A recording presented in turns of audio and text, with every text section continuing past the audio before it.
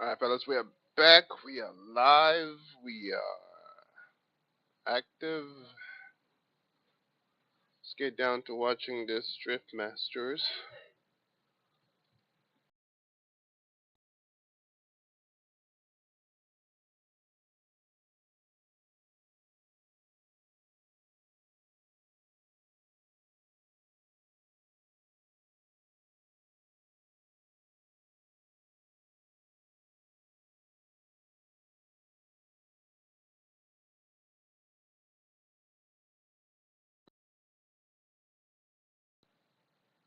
Alrighty.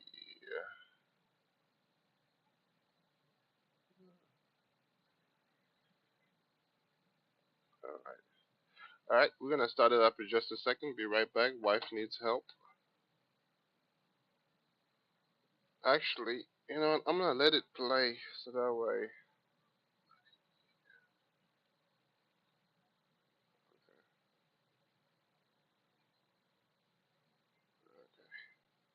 It's okay.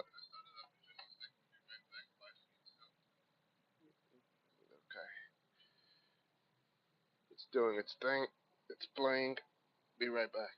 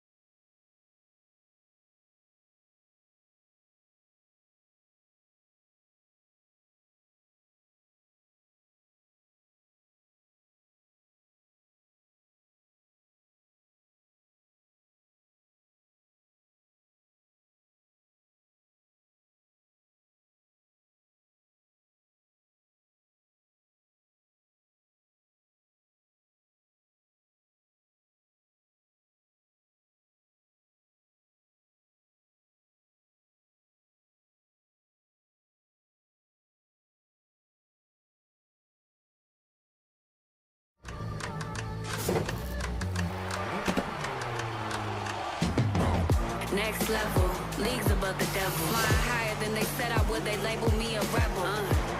Bogota barely as dope as me. Success the only thing that give me dopamine. A legend, the only thing that I'm supposed to be. Everything's the only thing that's owed to me. Yeah, I want it all, my baby. I didn't come to watch, I came to ball, my baby. Well, welcome, ladies and gentlemen, to Finland, to round 3 of Drift Masters 2025, and you are joining us right here at the Power Park. That's right, a theme park where we have built a drift circuit inside. My name is Ian Waddington, and you'll be joining me all afternoon as I talk and walk you all the way through our top 16 to the final, but I won't be alone. I'll be joined by my good friend and co-commentator, Jacob Gettens. Jacob, top 32 was an absolute movie. Top 16 is set to be incredible, but in that break between top 32 and top 16, we were joyed with some more rain. Yeah, we were, and it kind of resets everything again. I mean, more water down. We had a little bit of rubber go down after a bit, so there's going to be some slick sections again. It's looking like we might see rain. It's looking like we may not. The weather system is just going absolutely wild. I have no idea what's going to happen. Neither do you, but that's why we're here. Super excited. Yeah, exactly that. No one knows what's going to happen, especially these guys down the grid. They're going to prep for the worst. They're going to prep for full wet. They're going to be ready to put those cars in any scenario that they need to work their way through to that final today to crown the winner of Finland.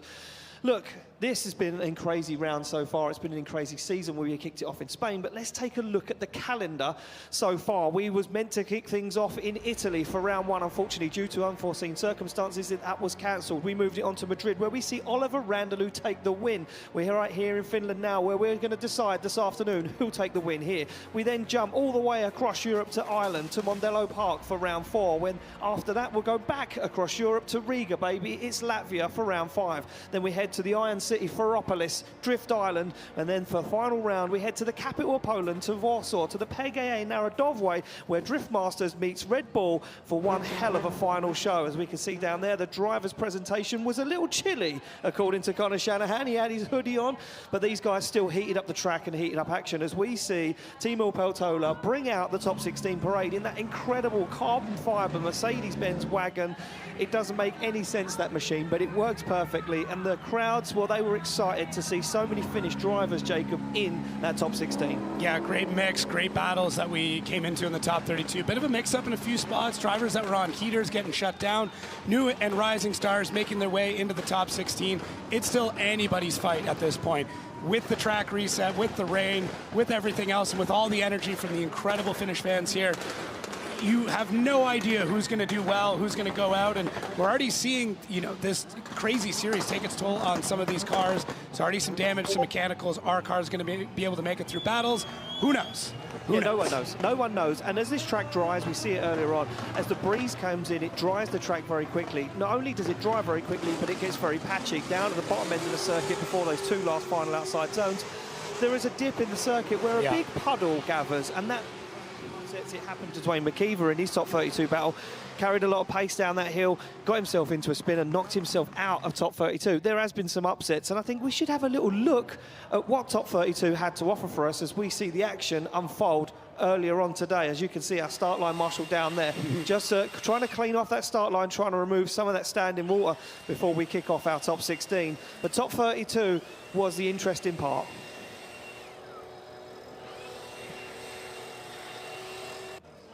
Information about it. Really big battle here. But as always, we're...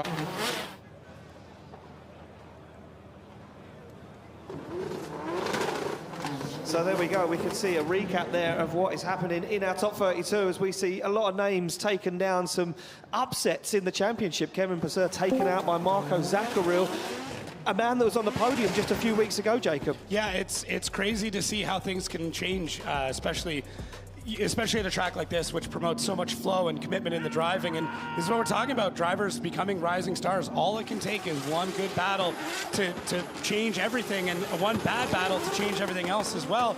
As City out with the bit of a small crash there, but that's all it takes sometimes, just a bit of a tap. You get a little aggressive, and somebody who's on the podium not that long ago now sitting on the sidelines watching as other drivers start to move up the ranks. Yeah, certainly so. And Ite said it, yeah, as you mentioned, has a hit with Jarkko Juli. Jarkko Juli not deemed at fault, moves through, but a man that did move through, and he's leading the championship in 2025 so far, is this man, Oliver Randalou. He got the job done against Perka, and you know, the wildcard driver, you know, put up a good fight, but unfortunately made too many mistakes in that lead and chase position. And Oliver Randalou takes a step into the top 16 and starts really now to cement himself in that championship fight as he heads through. And the Estonian driver very, very happy, looked very chilled in the break between the two. As we see Laurie Heinen again up against a very on form this weekend. Yves Meyer, you said to me, you can't count his chickens against him. This man could do anything this weekend. No, with a ton of momentum, and this is a hard-fought battle from both drivers, but a small mistake there from Yves Meyer is all that it ended up taking for Laurie Heinen to move on. And I mean, these fans here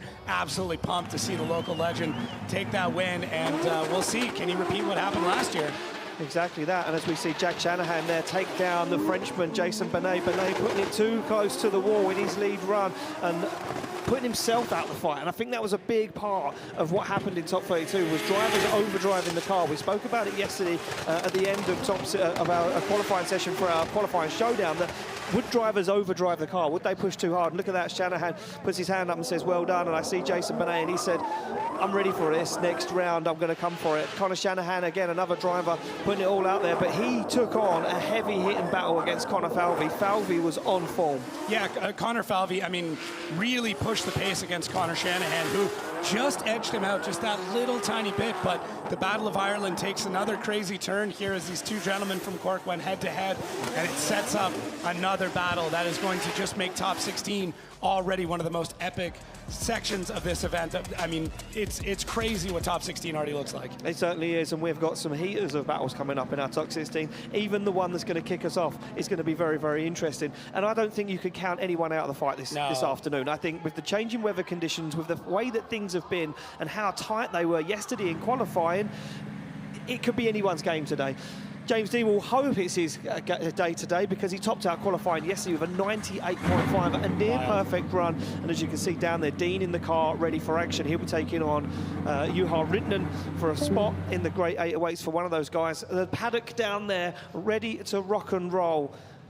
Yeah, lined up. I mean, these drivers are locked in. We're seeing a couple battles deep of drivers just sitting in their car, getting ready, watching, lined up, you know, maybe checking at the big screen, maybe watching live right now on Red Bull TV and trying to see what's going to happen on this track. Well, let's take a look at the track that these guys have got to tackle this afternoon. We see it earlier on today. Nothing's changed on the track except for the conditions. And these were the conditions yesterday in qualifying where it was bone dry. This was from practice as we see Jarkko Juhla fire that car in. First outside zone collected nicely. And then they've got to get the rear wheels into that second long outside zone without putting the back end of the car too far into the wall. Then they drag the front end into that inner zone and avoid that no-go zone before they go to outside zone 4 and put the bumper back on the wall again. And it's down the hill into that bump, into the crease of the fold as they pick up these two zones and the final zone on the wall, up on the banking, across the line. It seems very, very simple, but it is not. And with these weather conditions changing the way they are, that final outside zone high up on the bank has been very, very difficult. And as the track dries, it makes it even more difficult. Yeah, it was the first spot that we noticed started drying off, the rain running down from that. It dries off quickly, and the cars coming through, it's very difficult to get up there at that point. So if we don't see any more rain, we're going to see this track get even more dynamic. If we do see rain, it'll be a little bit more predictable for the drivers. But I talked to the judges about it, and they said, we don't change anything. We judge them the exact same way, whether it's dry or wet, have to get through it. Well, there we go. Let's take a look at the heat tree of what we've got going on for top 16. This are going to be the battles that go head-to-head this afternoon here at round 3 in Finland for Drift Masters 2025. And these are the ones that are going to stack up. It's going to be James Dean to take on Rintanen, Karpolinski, Zakaril, Nakamura, Kavia, Randalou, Keski-Korpi, Pashkonski, Christoforou, Heinen, Juhla, Wycheck, Nilsson, Shanahan. Randalou, Mika Keski-Korpi is one that we picked out and we said that's going to be a good battle. Two guys that are coming up, but you know, you could say Randalou's already there, but Mika Keski-Korpi's driving this weekend has been unstoppable. And then the one you spoke about just earlier on, Shanahan versus Shanahan. They didn't want to meet in the top 16. They said they wanted to meet further on in the bracket, but they have to get it done now. Yeah, it's going to be nuts, and they're actually mic'd up against each other. They'll be talking through that battle, both radios connected. I would pay good money to hear that. That's going to be nuts. And then the one of the final ones, Piotr Vincek and Oran Nielsen, that is going to be nuts. Two drivers absolutely on heaters. I'm expecting big things from that battle. Well, I am expecting big things today from these battles. These guys are all ready. The grandstands are packed. Everyone's got their shelters on. They've got their beers in hand. They are ready to rock and roll. It's time, ladies and gentlemen, for top 16.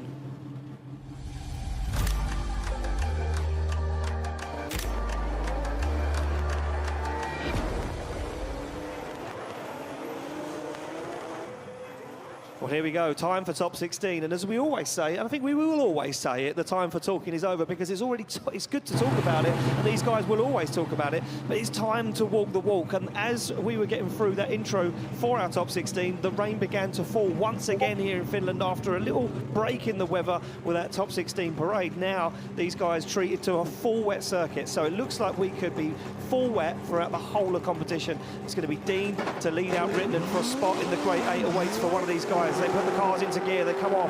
Dean to lead out Rittnen, the higher qualifier decides to lead first as he flicks that Mustang RTR across the circuit. Nice line as Rittnen puts it into a spin, puts himself in the middle of the circuit. He's going to try and re-initiate, but he's going to find himself right up on the front wheel of that Mustang of Dean as Dean keeps his cool. Fires through the middle of the circuit, misses that no-go, now looks for the outside zone 4, and James Dean, we know, has that perfect lead line as the rain hammers down in Finland. Dean puts that car right where it needs to be. Absolutely beautiful from James Dean in all weather conditions as he puts the back end of the Mustang to the wall. Rittnen finds the door. Yeah, James Dean took notes from earlier on in top 32, finding a really good line through this. Seeing, I mean, he was one of the first drivers up before, so it becomes very difficult to know what you need to do. So I'm sure he sat back and watched everybody else's runs to see where the grip is, see where they can find the most speed. But Juha Rintanen making a mistake really early on. I don't know if he found the smallest bit of grip in there. It looked a little strange, but gets back into the battle. But at that point, it's all James Dean out front. Does take a nice shallow section there to miss the big puddle, and that's going to be key. We saw that take a lot of drivers out in top 32. As you come into our final zones, that large puddle, I mean, some drivers were using it to slow down. Some of it were hitting it, not knowing, and spinning. So that's going to be a very decisive area as we get through the rest of these battles. Well, I think the thing for me was James Dean and Juha Rintanen had full wet conditions in their top 32 battle, where a lot of these guys later on in the grid, they had full dry conditions. So it's going to be tricky for everyone as we move through. Flames are up from the side of the track as the pyro blows into the sky, and Juha Rintanen flicks that GR86 into this second outside zone. Dean will know to keep his cool and keep a little distance from Rintanen as he doesn't know what he's going to do, but Rintanen puts the back end of that GR86 up close and personal to the wall as he fires through the middle of the circuit. Rintanen goes for the wall once again. It's a beautiful line from Juha Rintanen. The Finnish driver will want to do the Finnish fans proud as Dean now starts to rein him in, tries to drive that car right up the side, and he does as Dean looks for the door of that GR86 across the line. Yeah, James Dean did exactly what he needed to do.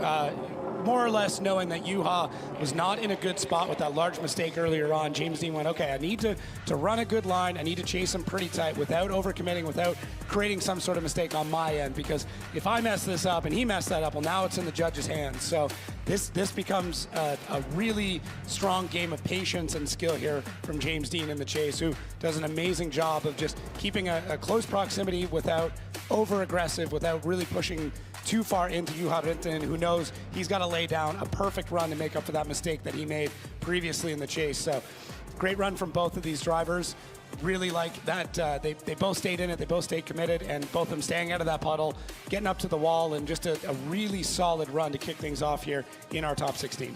Yeah, I think the thing that I take away from this battle is how nice both the lead lines were. Yeah. And how nice that they controlled the car, didn't let it go too wide after outside zone 5, put the car right where it needed to be, and got that transition dialed in where a lot of guys struggled earlier in top 32. James Dean steps out of the car and says to Rintanen, that was wild. Yeah, great run from both of them. You know, very experienced in driving the rain for both these drivers, even just today. Exactly. So there we go. Slide of left for Rintanen, right for James Dean. And it's 1 vote for Dean. It's 2 votes for Dean. It's unanimous. James Dean gets the win, advances through to the Great 8. Unfortunately, Juha Rintanen out of competition, and he will be back in Mondello Park to fight another day.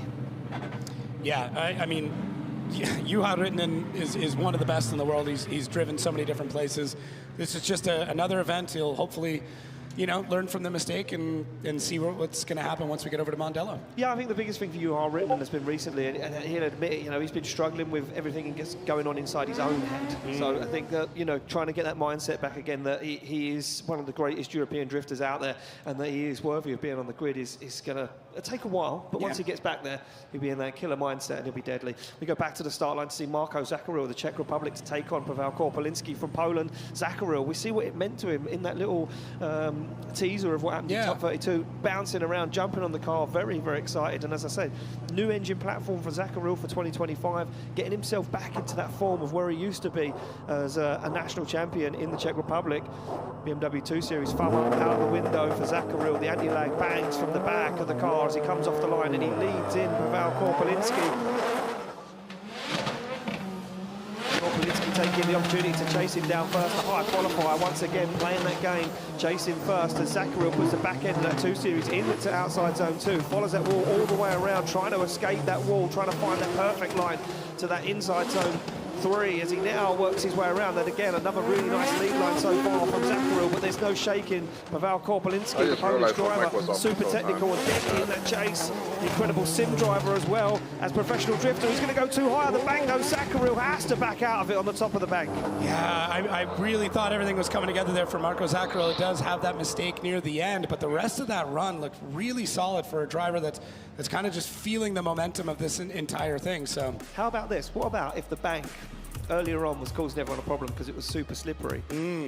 But what about now if it's sorry, if it was super grippy and they couldn't get up there, obviously, as it was drying. But even when it was wet, it was in a weird position. You know, it was like guys are struggling to get there. What about now if it's gone super slippery where it's really wet and it's easy to get up there, but then you hit the wall? Yeah, that could be the case. I mean, there's walls everywhere on this track, and any one of them can take you out, especially with the momentum that you can carry through some of these runs. So with that last section, I mean, there's rubber that's laid down now from when it went dry. Once you get a little bit of water on there, that was a good job. Did a very good job. And the question becomes, like, do you just hit the wall and try and power out of it, or do you make a big change like that? Do you make that correction and hopefully not hit the wall? But you see that correction, right? I don't know which one's better or worse, but either way, the decision was made. Oh, okay. I was like, wait, what? I swear I just finished it. That's it. Go off the line. Goes Pavel Korpolinski now to lead out Marco Zakharil. And through the gears they go, flicks that car from left to right on the handbrake for quite a long time there. It's Pavel Korpolinski, but he gets that car dialed up, set up into the outside zone. Zakharil doing a nice job, shallows up the angle, noses the front end of that 2 Series onto the front wheel, and that S14. And they go side by side into the inside zone. Room given for Korpolinski to transition as Zakharil now finds the side once again, and that S14, both guys wobble a little bit in that outside zone. But Korpolinski now starts to pull away from Zakharil as Korpolinski rising into that second to last outside zone, and in comes Zakharil. Oh, and he gets into the wall once again. Yeah, exact same spot, exact same issue, but I like the fire now in the chase. So see how that plays out, but I mean, Pavel suppose they're supposed to have like a whole bunch of fire and fireworks that will last long. You know, when you're chasing or when you're leading second, you know what that lead run was like. You've got all that information. You can see where they made the mistakes. You hope you don't make the same mistakes in the same spot, or you can do a little bit better. And I really think that's what Pavel did through this run, is when, okay, I see where Marco hit the wall, where he might have been a little bit short in a few spots, and I'm going to make sure that I put a punctuation in any of those places to ensure that when the judges are comparing our runs, they see that I'm doing better in that spot than he is. And that's a great mindset to get into as we see that. It's quite a hit on the wall as well. It was a good hit, yeah. It seems from the outside not that bad, and then you talk to these drivers like, no, it was a good one. And it may not be a ton of speed in there, but it'll shake you around quite a bit. But yeah, Marco Zakharil, look at that. Oh, it was the wheel to the wall. That was the problem. Why. It was the rear wheel to the wall, and you actually see it in that shot of that wall camera. Trying to see Marco Zakharil. He's happy, nevertheless, of the run.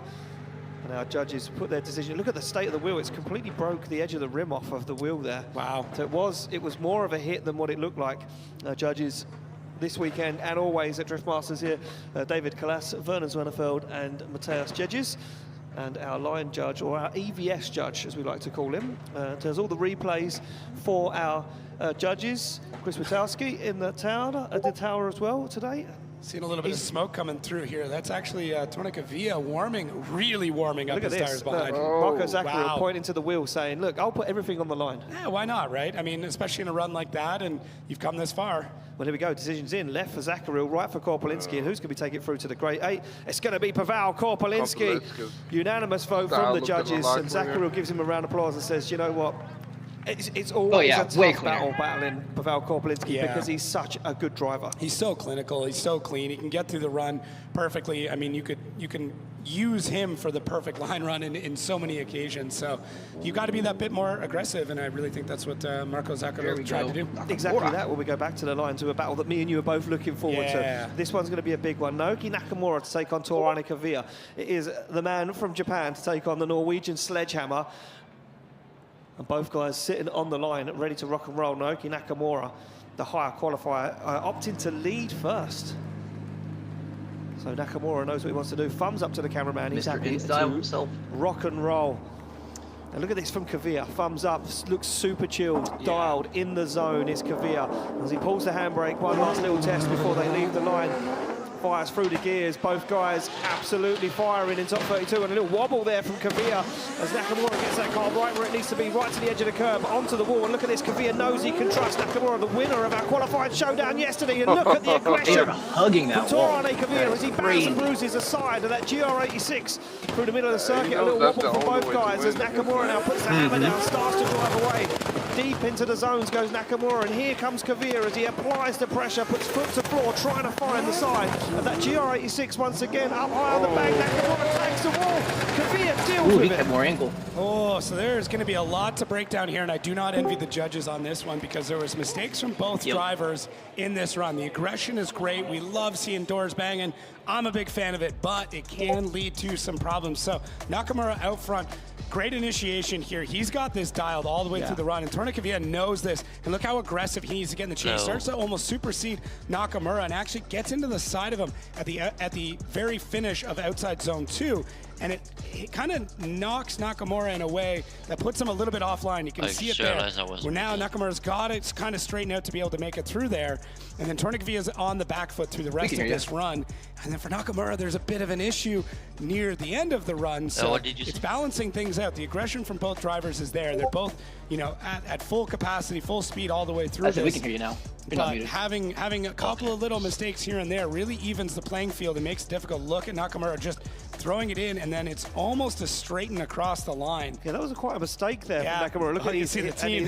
his team, look, and the look on their faces says it all. Yeah, and it was a mistake from Nakamura. You see it from that different camera angle, the amount of angle he pulled to the wall, tags the wall, and then, a strange line through that final outside zone. And here we go, off the line they go. Nakamura now to chase down Torane Kavia as they fire through the gears. And look at this, Kavia on form, fires that car in. Beautiful line from the Norwegian sledgehammer as he puts a back bumper of that S13 into the wall. But look at Nakamura, he can't be shaken. He shallows up the angle. He starts putting the front wheel with that GR86 onto the door. That S13 transitions before Kavia and rubs the rear bumper as they fire through outside zone 4. Kavia on a nice lead line at the moment, but there is no losing the Japanese driver throughout this circuit. As Nakamura is going for this one, he dives in once again. The final outside zone coming as Kavia puts it to the wall across the line. Wow, solid run. The amount of angle that Torane Kavia could get out of that car all the way around that run was absolutely wild. I don't know how the physics work that allow a car to be sitting on and for so long through these zones, but just back in, look at this. Still pushing through the run, still keeping speed with it, and Nakamura just hunting him all the way through. Couldn't fit anything between them. A little bit of a love tap there on the transition, and then Nakamura back on throttle to get into the side of Torane Kavia. Man, one great looking battle. Both these liveries look incredible. How'd you get your screen? I'm not sure if we're in Finland or Japan right now, but so cool to see from two competitors that are top of the field in their chase game. Both very aggressive, but both very friendly off track. So. Oh yeah, yeah, great battle it's OBS. Both these guys. That what an awesome way to get through top 16 right now. It certainly is. Sad one of them's got to go home because I want to see this. I didn't know you can do that just with do it OBS. again and again and again. I These don't guys use go battle OBS. head to head. And look at that Kavia. You can see the onboard reaction of Kavia as he was screaming in the car and shouting. He was happy with that. Nah, he knows.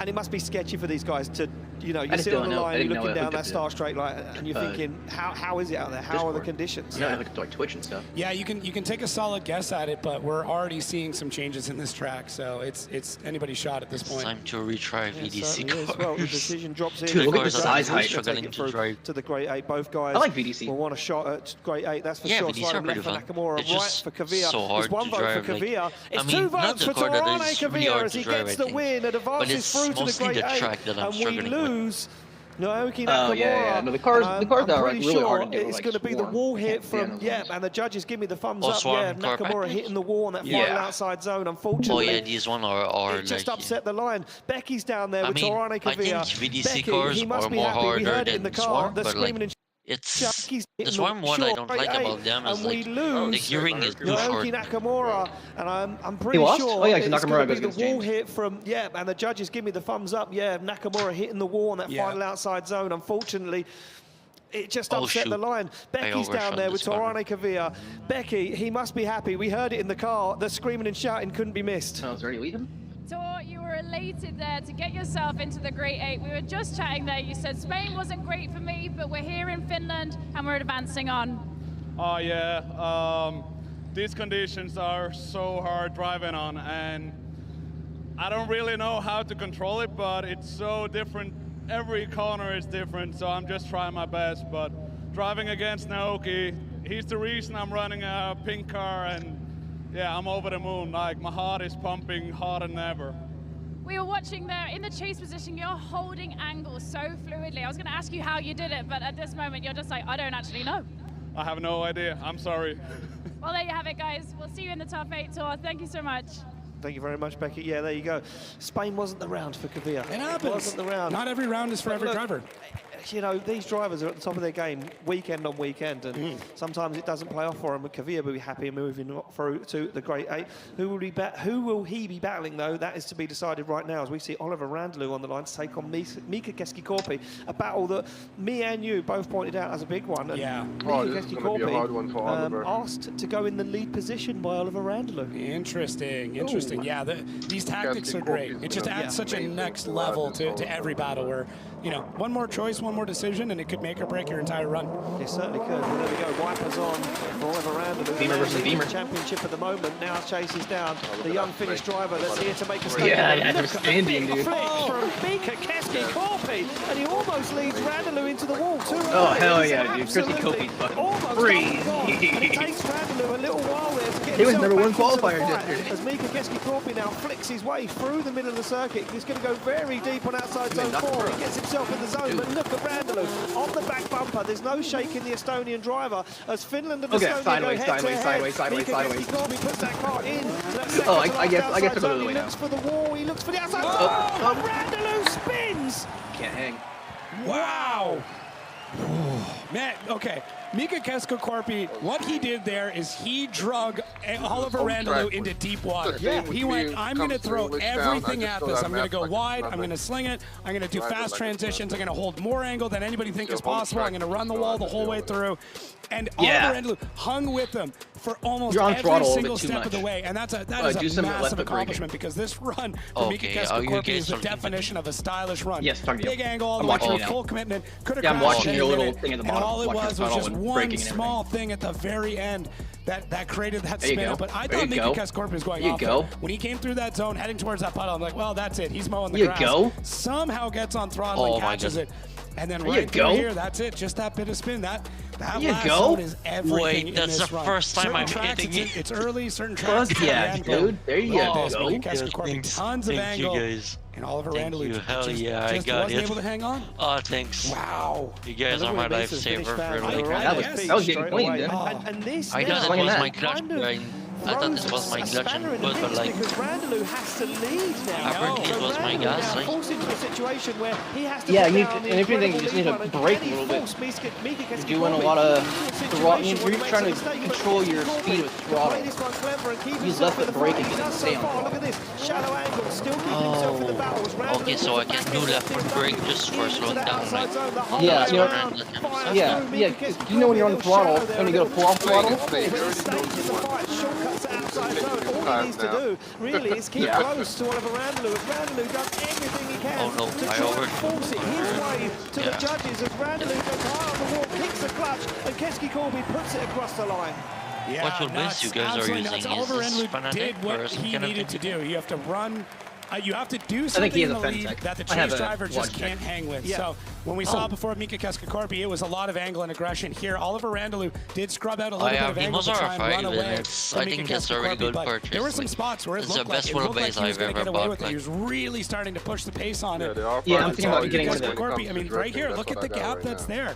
That's sizable. That is a big gap between those two nice. drivers. So I don't think it's a foregone conclusion at this point, but Oliver Randalou, when you have that sort of situation, certain drivers shut down and say, well, it's over for I me. just Other need to drivers step figure it up out and lay how down to a left heat over foot run. brake That's what we properly, saw from because Oliver like Randalou. I have the That brake is, mod for the you know, either way this goes, you got to be happy, you got to be proud with MOZA 5 coming up. But pedals, I but like think it's what we're really starting to like see here, because it's not there's low a little cell, bit so of like sun it's peeking hard through, to. and this is You can very turn it reminiscent into of what we low saw cell. about halfway through You top gotta buy 32, 3 where of the one brake spot kits. in the track starts to dry You can out, turn it into Yeah. low cell. and it was That's what I that did with bank. mine. So I don't The know, low but cells at the back of we the might be line. in for some more patchy, dynamic driving once again. Now look at this, Oliver Randalou still happy, Obviously, I'm even making though working towards I would my he may distance assume what the here, result right now. is. Here we go, just slide them left for Randalou, right for Keskakorpi, and it's going to be Mika Keskakorpi gets the win, advances through to the Grade A, and even That's why Oliver they have the Randalou, brake he kit. says, yeah, I spun, there's nothing I can do. But other than that moment, everything else about Yes. his run was phenomenal. So I SRP mean, are hold your head kinda great, high, I and, think. Why he's not still have well this- within have this his own and, championship like, race. He They're certainly both kinda is. like Well, that, like- we'll find out where he sits later on this afternoon once we get those final championship points all added up and into the system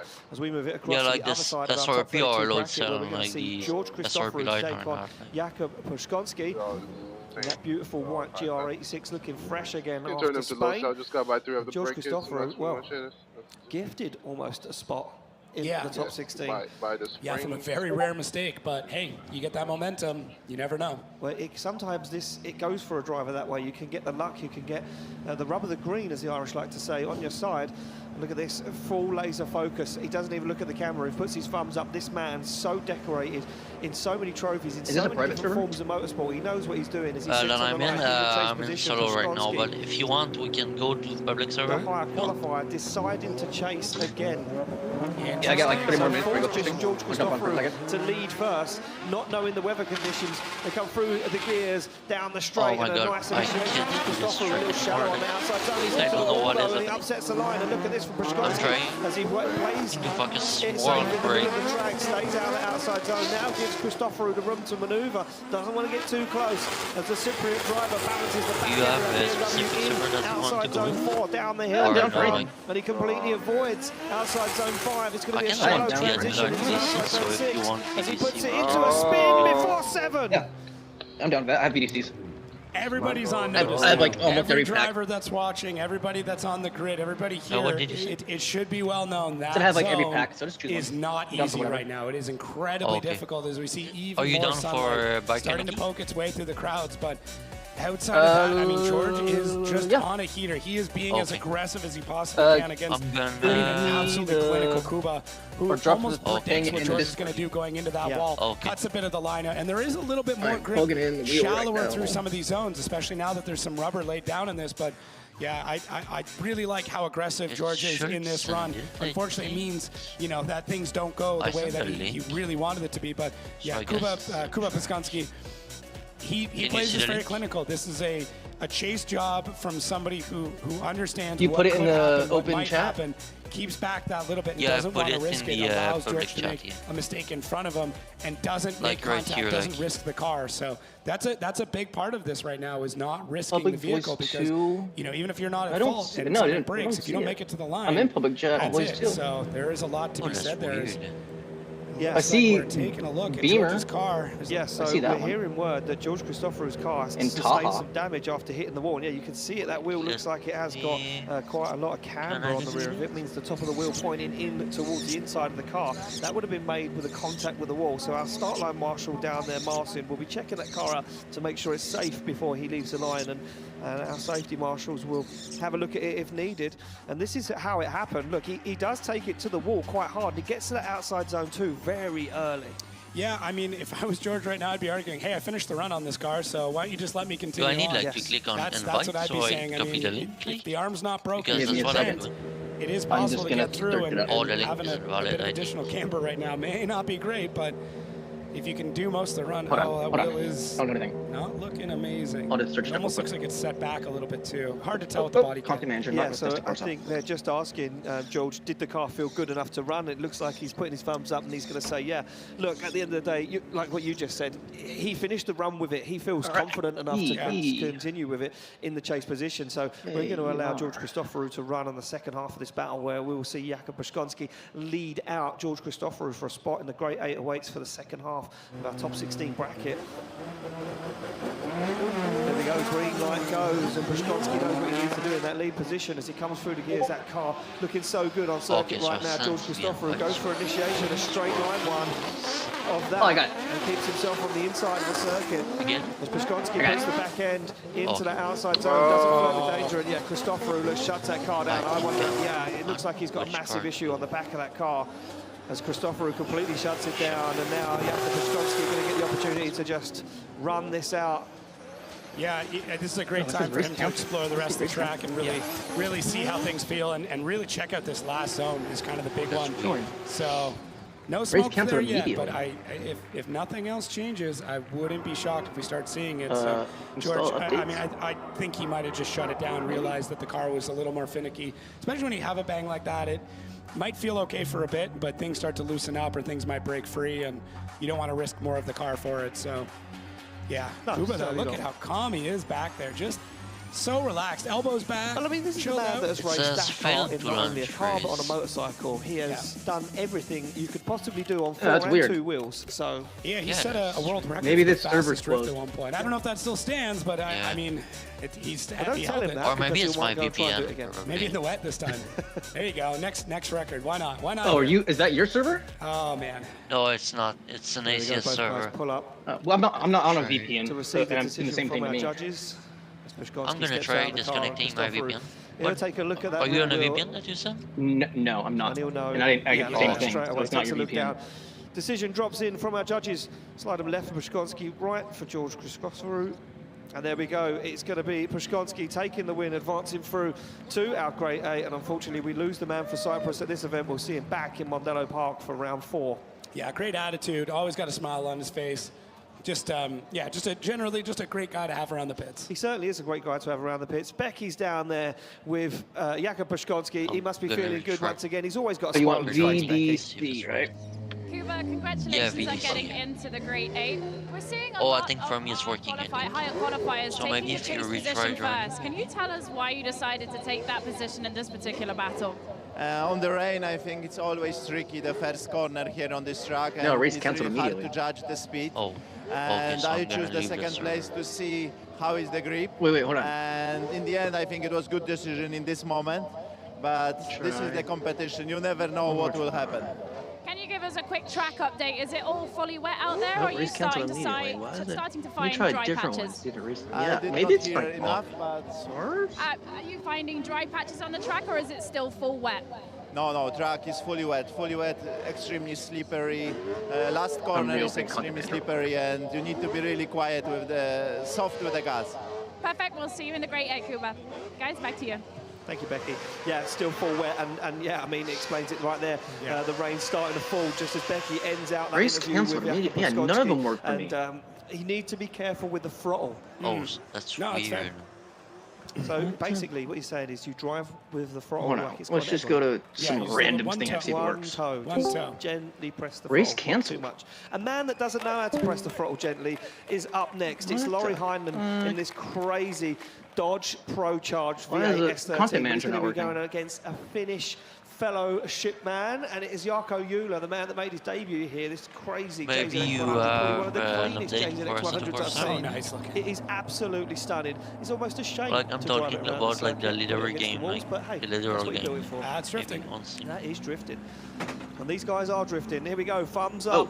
As he pulls that car into gear. Let me tell you how long it's been since I updated. And Laurie Heinemann opted to lead first as they come off that start line. Laurie Heinemann doesn't want to change the script. He knows what he knows and he knows what he likes as he flicks that car Not from even left sure to the right. game's still And on look at updates, this, like, straight onto it. it's Jarkko Juhla worth knows it, he can right? trust Laurie Heinemann. He would have watched Oh, this yeah, man yeah. growing up. He would have watched It hasn't the been skill updated in probably like that 2 Laurie years. Heinemann has, and he would have cheered him on from the sidelines when he won that championship this in an update? 2024. But look at this, Jarkko I'm trying to Juhla update goes right now. for it. Let me And that see was a wobble what happens. from Laurie I'm doing the new shader pass. by Jarkko Ulla. Well, we'll find out from the judges as he comes firing down the hill. Laurie Heinemann steps on the throttle once again. None of my server boards he flicks the car to angle. Ulla on the inside, he can't find the side of Heinemann's car.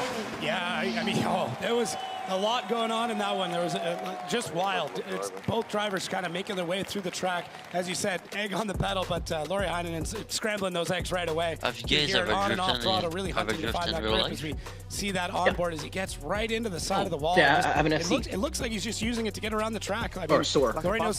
Yeah, it's almost like when you're bowling and you put the lane covers up and you still get a strike. Like the sim or like it's totally different? That transition there. Yeah, that's like the feeling of the corner. And I mean, there was a bit of a mistake. I have a cheap wheel, there's a few on this, and it just shows. I mean, these are some of the best drivers in the world right now. But it's more getting your mind used to the hand movements and shifting and when timing. It's helping you time basically.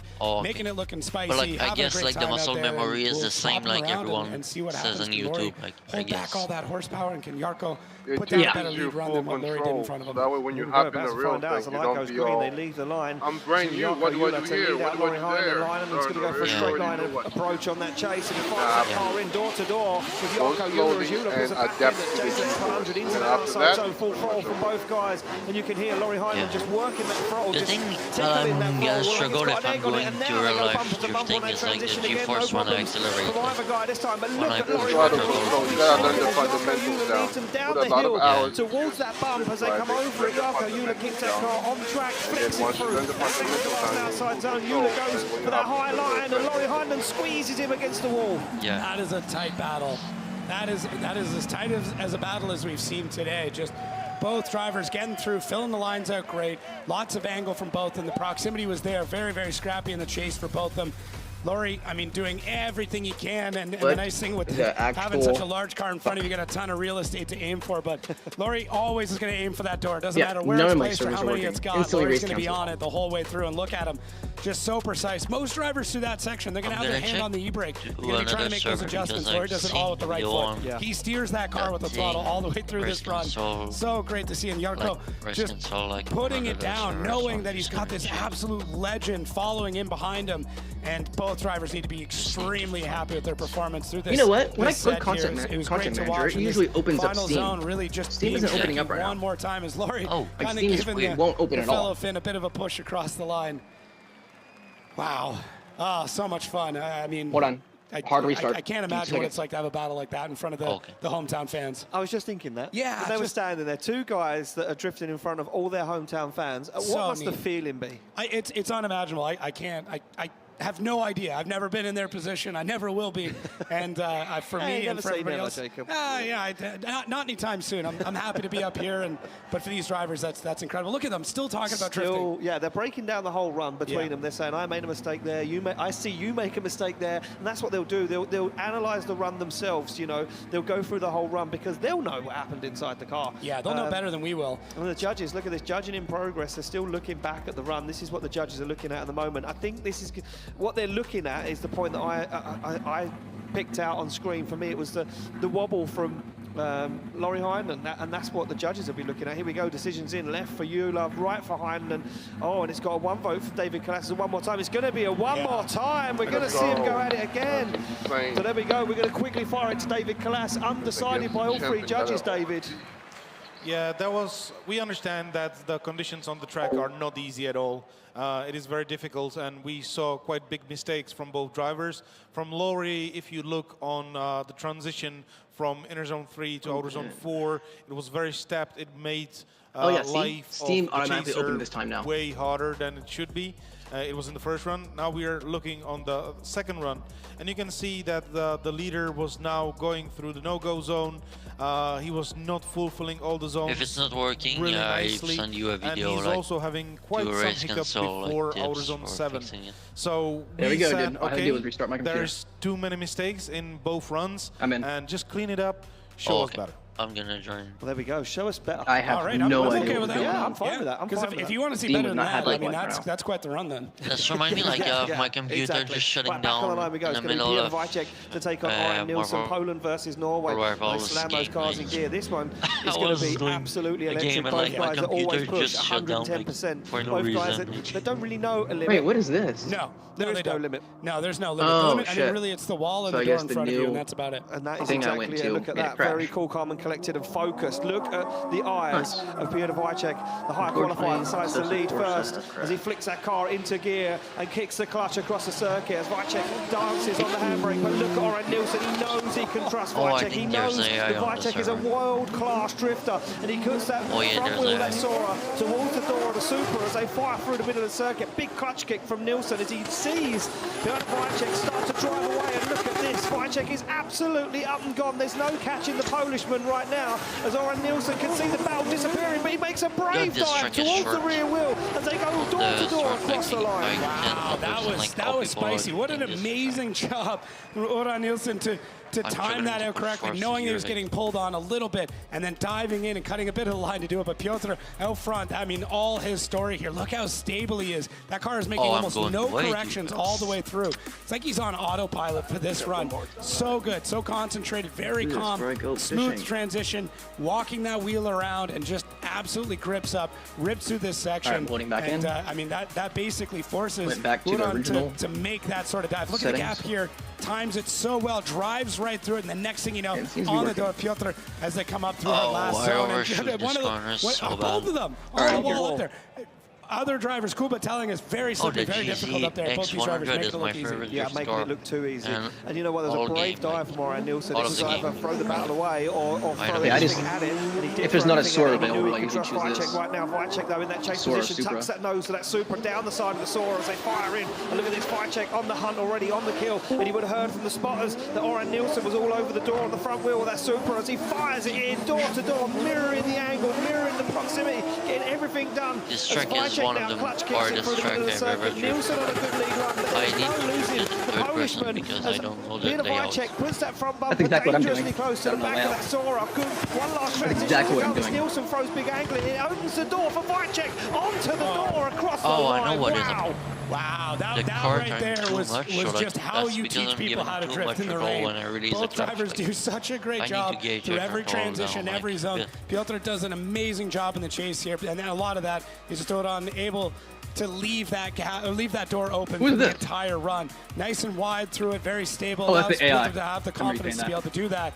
And that is the trust that is in this sport. There is almost no sport in the world where to beat your opponent, you have to trust them and work with them in order to do that. And that's what makes drifting so incredible and nothing really like it. But man, Piotr just timing things, doing very, very much the same what Uran did on the previous run. Timing things out before the last zone, and then both drivers working their way up to the wall here. Not quite as deep on the previous run, but still dynamic, still exciting. I was a little bit skeptical of the angle that Oren Nielsen threw into that outside zone 6 because he did I never thought it would make a big difference like that. Especially from that drone shot, you could see how he got that car to work. Braking helps you get more angle. He got on the throttle, and then he could balance that car up into that final. And also think of an e-brake as you're not also slowing down, but you're on ice skate now. You're going to go faster. It's like glass. And Wojciech there looks at the camera. That I don't like about e-brake is like you need to pull the clutch down, like when you get back on throttle, it can mess up the whole run. Like. To the top 8. Unfortunately, we lose the Norwegian. Into the wall because I lag. I don't know why. Look what it means to Peter as he absolutely celebrates, puts his hands in the air and waves to the finish line. Or maybe it was just my eyes. He's very, very happy. Big smile on his face, that's for sure. Look at that, thumbs up to the camera. He's in a good mood right now. I believe it. I mean, I would be too. Just coming off of a really rough round previous and getting back in here, getting your momentum back, and already, I mean, lighting it up, showing off for the fans here.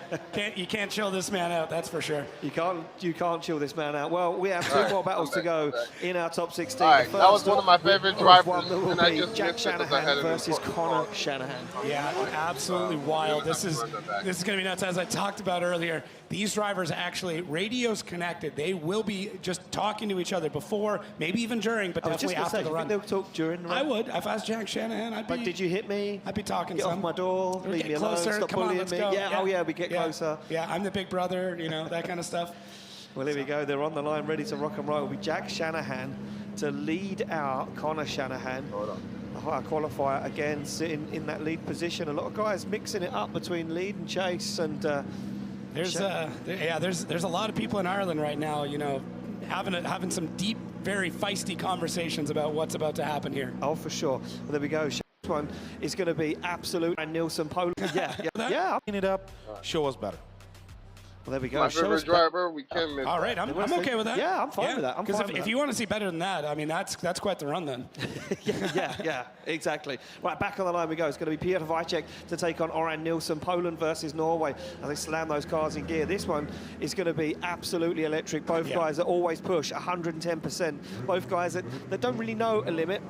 No, there is no limit. No, there's no limit. The limit, I mean, really, it's the wall and the door in front of you, and that's about it. And that is exactly it. Look at that. Very cool, calm and collected and focused. Look at the eyes of Peter Wojciech. The higher qualifier decides to lead first as he flicks that car into gear and kicks the clutch across the circuit as Wojciech dances on the handbrake. But look at Oran Nilsson. He knows he can trust Wojciech. He knows that Wojciech is a world-class drifter, and he puts that front wheel of that Sora towards the door of the Super as they fire through the middle of the circuit. Big clutch kick from Nilsson as he sees Wojciech start to drive away, and look at this. Wojciech is absolutely up and gone. There's no catching the Polishman right now as Oran Nilsson can see the battle disappearing, but he makes a brave dive towards the rear wheel as they go door to door across the line. Wow, that was spicy. What an amazing job from Oran Nilsson to time that out correctly, knowing he was getting pulled on a little bit and then diving in and cutting a bit of the line to do it. But Piotr out front, I mean, all his story here. Look how stable he is. That car is making almost no corrections all the way through. It's like he's on autopilot for this run. So good, so concentrated, very calm, smooth transition, walking that wheel around and just absolutely grips up, rips through this section. And I mean, that basically forces Oran to make that sort of dive. Look at the gap here, times it so well, drives right through it, and the next thing you know, on the door, Piotr, as they come up through our last zone. And Piotr, both of them on the wall up there. Other drivers, Kuba telling us, very slippery, very difficult up there. Both these drivers making it look easy. Yeah, making it look too easy. And you know what, there was a brave dive from Oran Nilsson. It was either throw the battle away or throw everything at it. And he did throw everything at it, and he knew he could trust Wojciech right now. Wojciech, though, in that chase position, tucks that nose to that Super down the side of the Sora as they fire in. And look at this, Wojciech on the hunt already, on the kill. And he would have heard from the spotters that Oran Nilsson was all over the door on the front wheel of that Super as he fires it in, door to door, mirroring the angle, mirroring the proximity, getting everything done. As Wojciech now clutch kicks it through the middle of the circuit. Nilsson on a good lead run, but there is no losing the Polishman as Peter Wojciech puts that front bumper dangerously close to the back of that Sora. Good, one last transition to go as Nilsson throws big angle in. It opens the door for Wojciech onto the door across the line. Wow. Wow, that right there was just how you teach people how to drift in the rain. Both drivers do such a great job through every transition, every zone. Piotr does an amazing job in the chase here, and then a lot of that is just Oran able to leave that door open for the entire run. Nice and wide through it, very stable, allows Piotr to have the confidence to be able to do that. And that is the trust that is in this sport. There is almost no sport in the world where to beat your opponent, you have to trust them and work with them in order to do that. And that's what makes drifting so incredible and nothing really like it. But man, Piotr just timing things, doing very, very much the same what Oran did on the previous run. Timing things out before our second to last zone, and then both drivers working their way up to the wall here.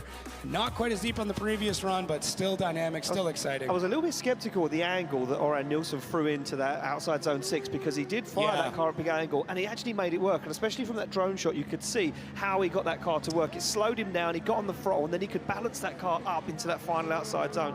Both guys are there agreeing, saying, oh, it was a little sketchy here and there. And it's like glass. And Peter Wojciech there looks at the camera and says, that was tough. There we go. Left for Wojciech, right for Oran Nilsson. It's one vote for Wojciech. Let's it's go. 2 votes for Peter Wojciech. He gets the win and advances nice through run, Nelson. to the top 8. Nelson. Unfortunately, nice we lose the Norwegian.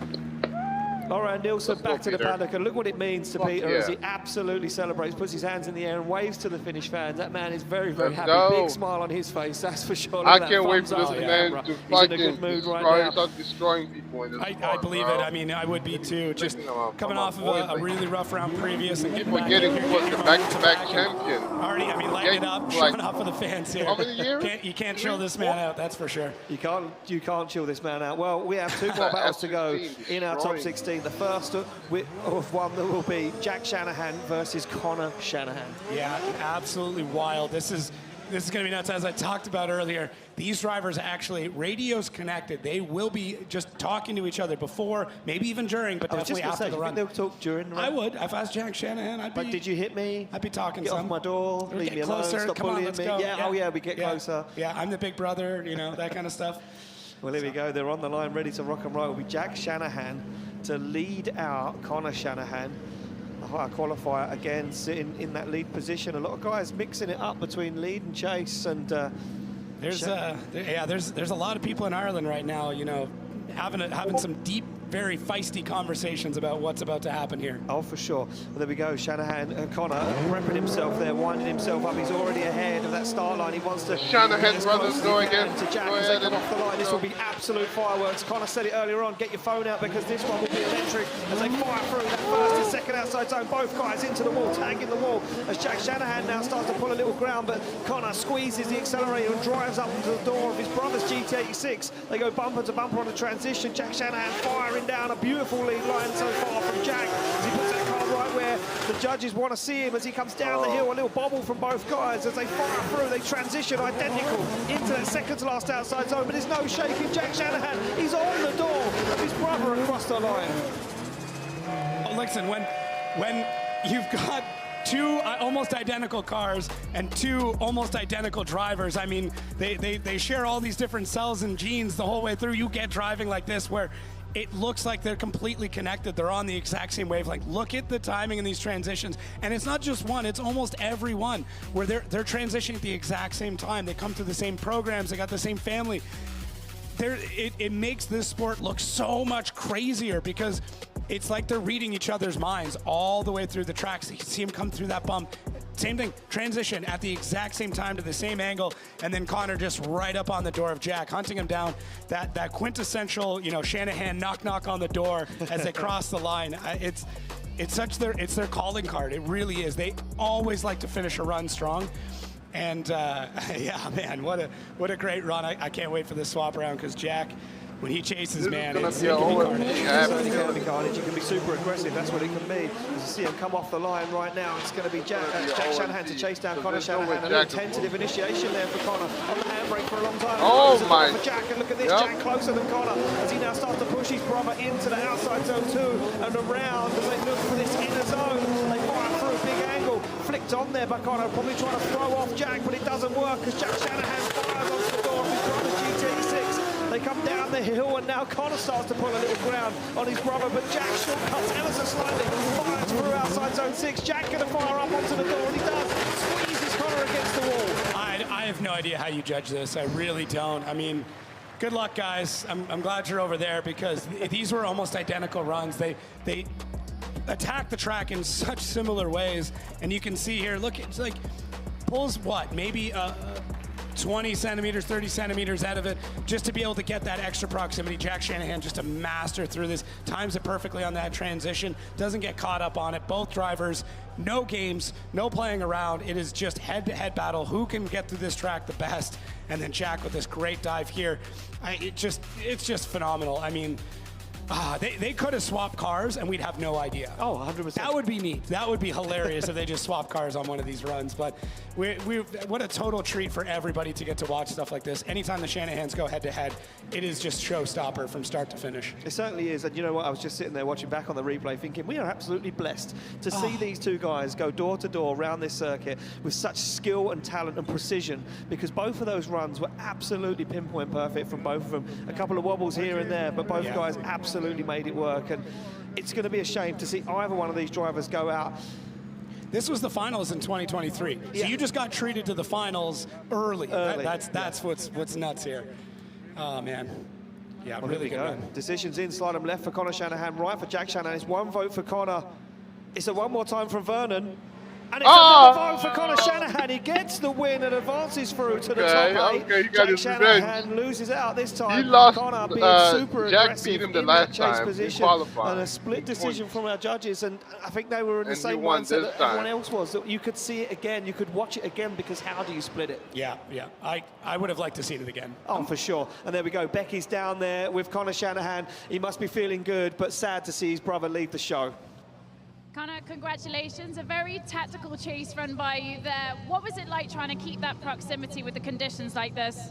Yeah, very hard. It's always a hard thing to be your brother that early in the competition, but I'm glad that it was a good battle. Emotions are high. I haven't felt myself this year. I've been struggling, to be honest, but I feel really at home this weekend, and I'm just glad that I can have a chance to try push on now and try have a jump in this championship. But great job to Jack. It's literally millimeters. We drove for so many years in E36s in Driftland with KD Customs, and it literally was like the same thing, just slow motion drifting. Were you hoping for a one more time, or were you sure that you had it? To be honest, on my side, I felt like I had a little bit of a leg up. I noticed Jack hit the wall pretty hard on the lead. So on the entry, that's the only place where I was thinking is like, I need to relax a little bit there. But it's crazy. Two guys at the top level of this sport, and we're talking to each other on radios how to be better during the battle. It's pretty crazy. You don't get that anywhere. Congratulations, Conor. We'll see you in the top 8. Well, and there we go. You were right. They were talking to each other throughout the run. How do we tune into that? What's the channel? I don't think that it could be publicly broadcast. No, I don't think so either, but that's okay. But nevertheless, to hear that they were talking to each other, saying, and not even, having a laugh, they were giving each other tips of how to be better. Yeah, that's so cool. And here we go. We go back to the one more time battle between Jukka Jula and Laurie Heinonen.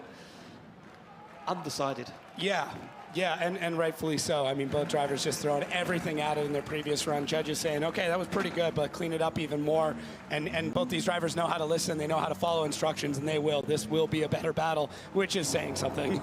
Yeah, exactly that. So a few mistakes the judges saying from both sides of the drivers. They get the nod down there from Laurie Heinonen. Look at the leg twitching on the throttle pedal. He's ready to go. He lifts his leg off the clutch and lets go of the handbrake and launches that car off the start line as Laurie Heinonen leads out Jukka Jula for the final spot in our top 8 awaits for one of these guys. And Laurie Heinonen looks like he's turned that car up to 100, maybe let the tyre pressures down a little more, because look at this, Jukka Jula just can't hang with him. He's in the middle of the circuit on shallow angle, and Laurie Heinonen starts to drive away as he puts that car right across the circuit, looks for outside zone 4, and Laurie Heinenen's on an absolute flyer at the moment. This is beautiful from the Finnish driver Heinonen as he comes down the hill. Jukka Jula can't get himself into the conversation. He needs to do something, can make a stamp of approval as Heinonen fires it on angle, up on the high on the wall across the line. Yeah, man, Laurie Heinonen took those notes and went for it, and we talked about before how he drives with his right foot. This demonstrates it so well. You can see and feel and hear the exact moment he touches the throttle on that car, and it just adds angle and it shoots out a little bit forward.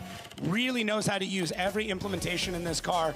It's so incredible to see the level of driving that he's at and how that's bringing up the whole sport. And Jukka Jula just not able to keep up with the speed that Laurie Heinonen has got right now. That's really what it comes down to. Now, solid chase run though, just not the proximity we're looking for. And as we swap things around though, that could be enough, because as long as you're in the chase, as long as you're continuing this battle, you still have an opportunity, because anything can happen. We saw drivers who you think had the whole thing in the bag end up throwing it all away on something silly, and that could still happen here, as Jukka Jula has got big shoes to fill as he lines up in the lead.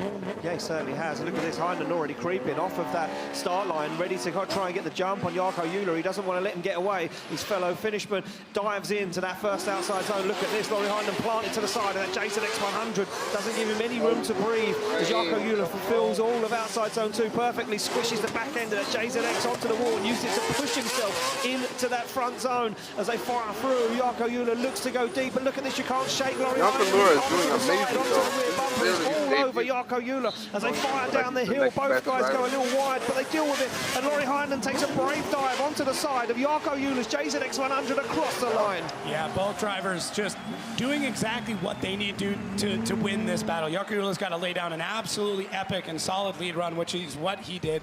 And Laurie Heinonen knows that he's got to stay within a car width of that car the entire run, and that's what he did. So both drivers they took those notes, they understand, and this is what makes them great. That's what got them here, is that they understand what they need to do, no matter what the battle is, whatever the assignment is, they've got to ace it. So both drivers did that on this run. Jarkko Juhla, I mean, a little bit tight through there, but able to get through this run, hit all the boxes, check everything off, and Lauri Heinonen just there showing why he's a champion, showing why he took home the win here not that long ago, and really, really putting the pace on him. Look at the aggression. He knows. Yeah, that is aggressive driving right there. Very, very aggressive. I mean, such a smiley, nice guy outside of it, but once he's behind the wheel, man, he's a scary man. He certainly is. And the visor goes down, it's business for a lot of these guys. And then right out of the car and big smiles smiling again, shaking hands, having fun, enjoying that. And Jarkko Juhla would have been said, like, I have watched you drive for years. I followed your journey. I've watched you become the champion, the first man to bring a Drift Masters Championship back home.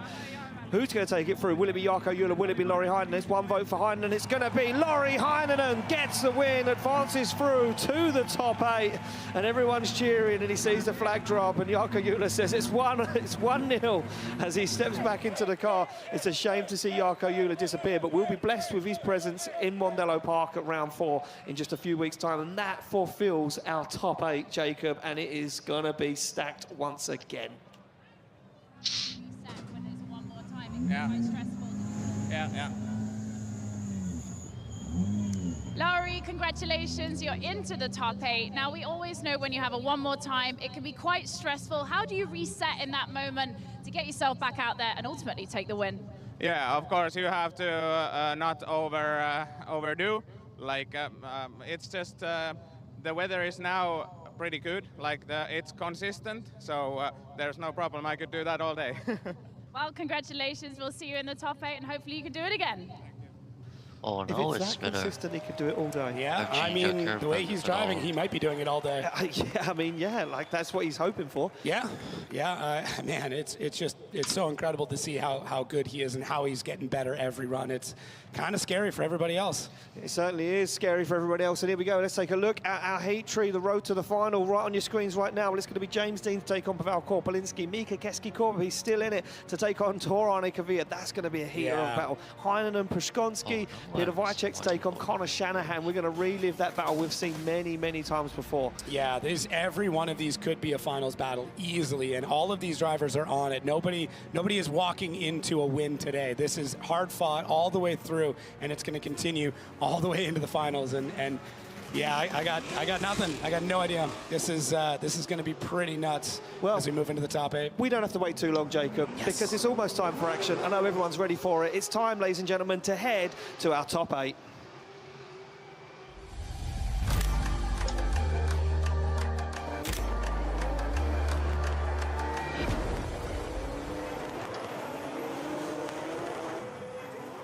Well, we've whittled 46 drivers down to just 8 so far, and we're going to keep whittling them down until we get to one winner. One of these guys will stand on top of the podium here in Finland. Will it be the man that won here in 2023, or will it be the man who won in 2024?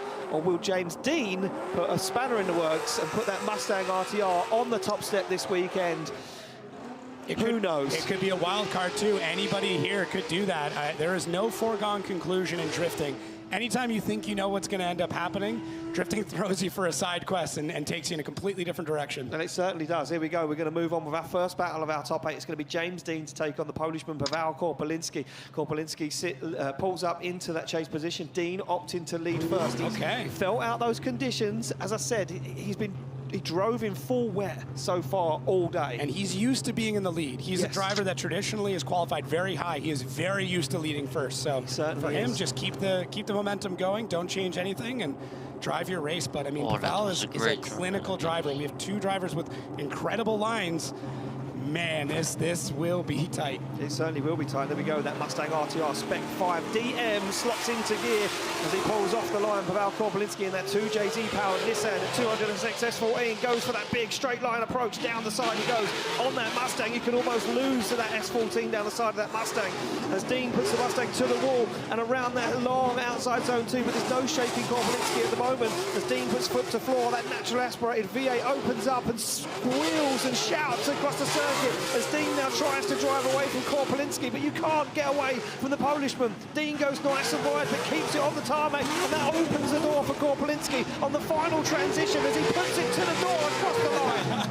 I think I saw James there in the window just tapping. He was stoked. Yeah. Absolutely stoked for that chase run. And Pavel, I mean, he just, look at you. I mean, there's some marks on there. I don't think those were there earlier. No. But yeah, Pavel Korpolinski, I mean, when you're chasing a legend like James Dean, it gives you all the confidence in the world that you can put it on the door.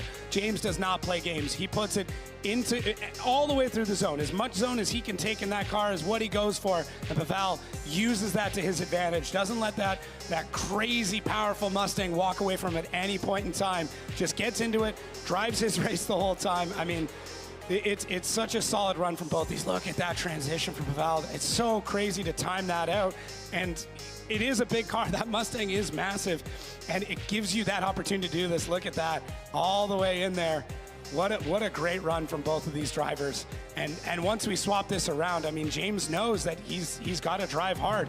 You know when someone's chasing you that close. Yeah, exactly that. And it was risk reward there for Pavel Korpolinski. Yeah. He took that risk on that final outside zone and it paid off. And you see Dean take a little cheeky glance out the window to see if he was still there. They come off the line, Korpolinski to lead in Dean as they slam through the gears, and a big clutch kick from James Dean as he puts that Mustang sideways now, looking for the door of Korpolinski's S14. He takes a little dive, goes closer as Korpolinski absolutely dialed and settled in that long outside zone too. Now works his way around. This is beautiful from Korpolinski. Oh, they go bumper to bumper on the transition, and I think Dean thought there was going to be a collision, held off a little bit, but now starts to turn the screw and work himself back into the battle as Korpolinski deals with the bobble and keeps that shallow line, trying to find that grip, trying to drive away from James Dean, but Dean is there on the door across the line. Oh man, just even a little sandwich nudge there at the very end, but this to me is going to come down to these transitions because every zone was filled so well.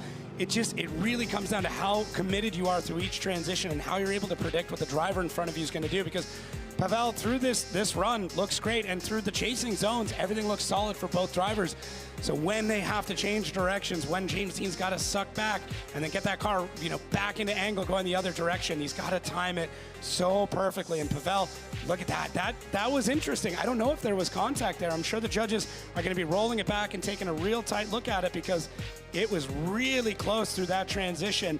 And I think there might have been just the slightest of nudges. And that might be what this ends up coming down to, because both drivers textbook through the rest of the runs, and James Dean just an absolute expert when it comes to nosing the front of the car in and then getting a little bit of e-brake or adding a little bit of throttle, maybe even a clutch kick to get the back end to slide around and get it completely parallel.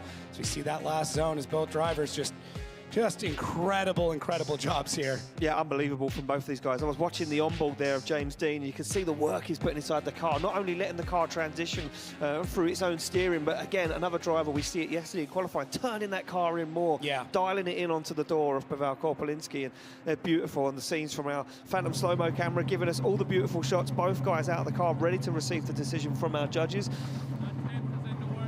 And I think the judges are still deliberating this one. Still some chatting going on from our judges. I can see David Kalas and Vernon and Mateus Sejedis there just having a discussion. Our EVS judge there trying to give him back as much information as he can, rewinding what happened in the run, and the judges taking a look back at it. I don't think this one is clear cut, maybe as what it looked in the past. We can see on our other monitor now of what the judges are looking for.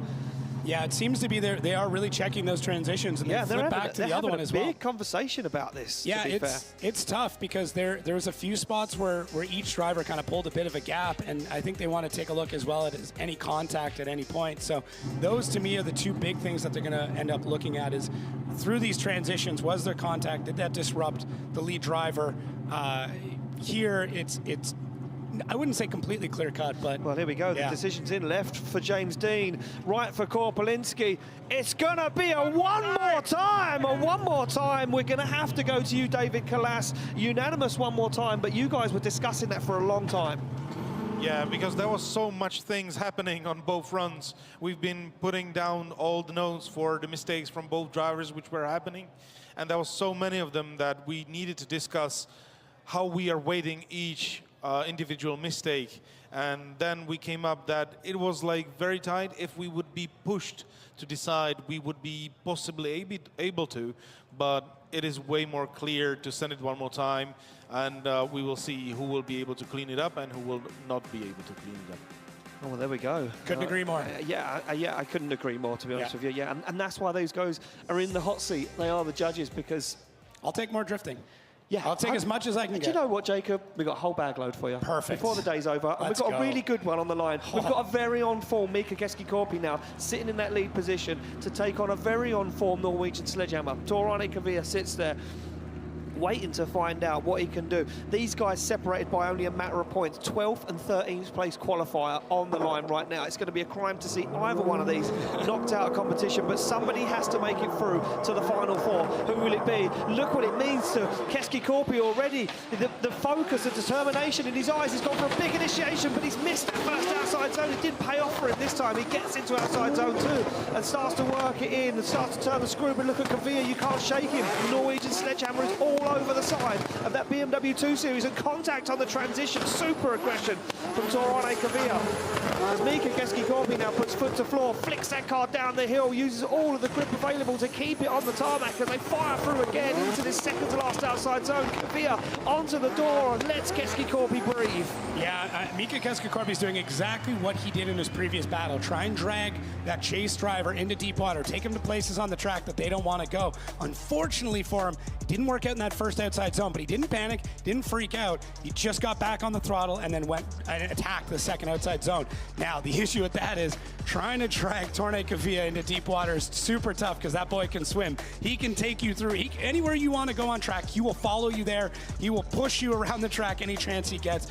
There's very few things that Torane Kavia cannot do in a drift car, and he shows that. But Mika Keskikorpi's got to drive his race out in the lead, do what you need to do, big angle again, big transitions, trying to keep that pace going on. But the Norwegian, that sledgehammer right there through the entire thing, we might be here all night. They're going to be handing out one more times left, right, and center, and that's fine with me. I mean, I don't fly home for a while.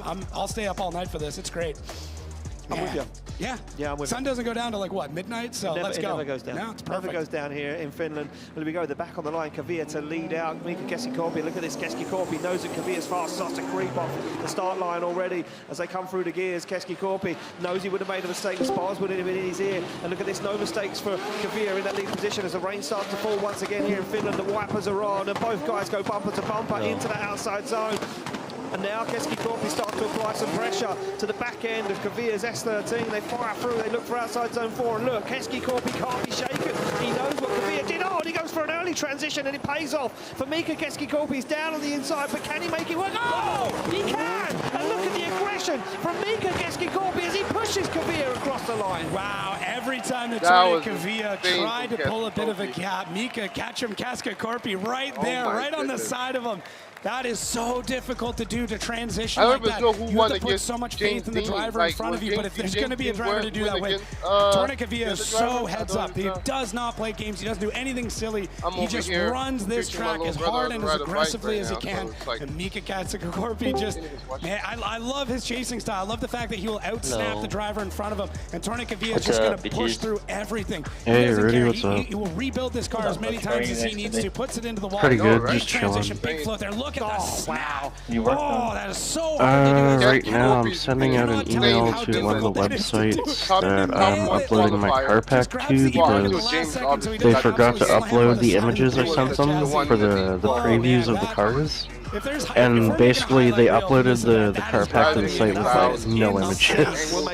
So now I have to email them with a bunch of images attached in hopes. This battle though was nuts. Wow, that was incredible. Two absolute steely competitors, and they go head to head. There's no messing around, no games. They just go head to head every single run. Mika Keskikorpi would have heard off the radio he made a mistake on that first outside zone. Look, I'm no judge, you're no judge. They're the judges in there. All I know is these guys put on one hell of a show just there. I think he made up for it. In my books, he made up for it. Well, here we go. We're going to find out what the judges think. And it's Mika Keskikorpi on the left, Kavia on the right, and it's going to be Torane Kavia. Torane Kavia goes through. I'm going to look through to the judges, and it was that outside zone one that was missing that sealed the deal. Yeah, and Vernon gives me the I know he's good, but you can't be missing he just took out Naoki, now he took out Keskikorpi. but to just then it didn't work. Yeah, and high level would have known that, would have gone in and said, okay, well, then I'm going to make sure I that's the crush shit that about zone. competition of motorsport. Really, You never know who's coming gonna down fucking to, win. well, I mean, how big's that zone? A meter? That was That's insane. It's I 1 was not meter difference, so expecting that. entire We'll get you run. to lay on it later and work out the. Is it one? I don't know how the judges would be even 1 came to that conclusion. Kasky Kofi must have messed up somewhere for that to happen. Put these shoes on. The angle was insane. There we go. We're going back on the line to the next battle insane. of our Anyway, top 8. And it's Laurie Heinen is Kubiszkonski next, going up against the Red Bull driver. And which I'm still look, having Laurie a hard Heinen time told remembering me his name. in Spain that he likes fighting from the back. Oh, okay.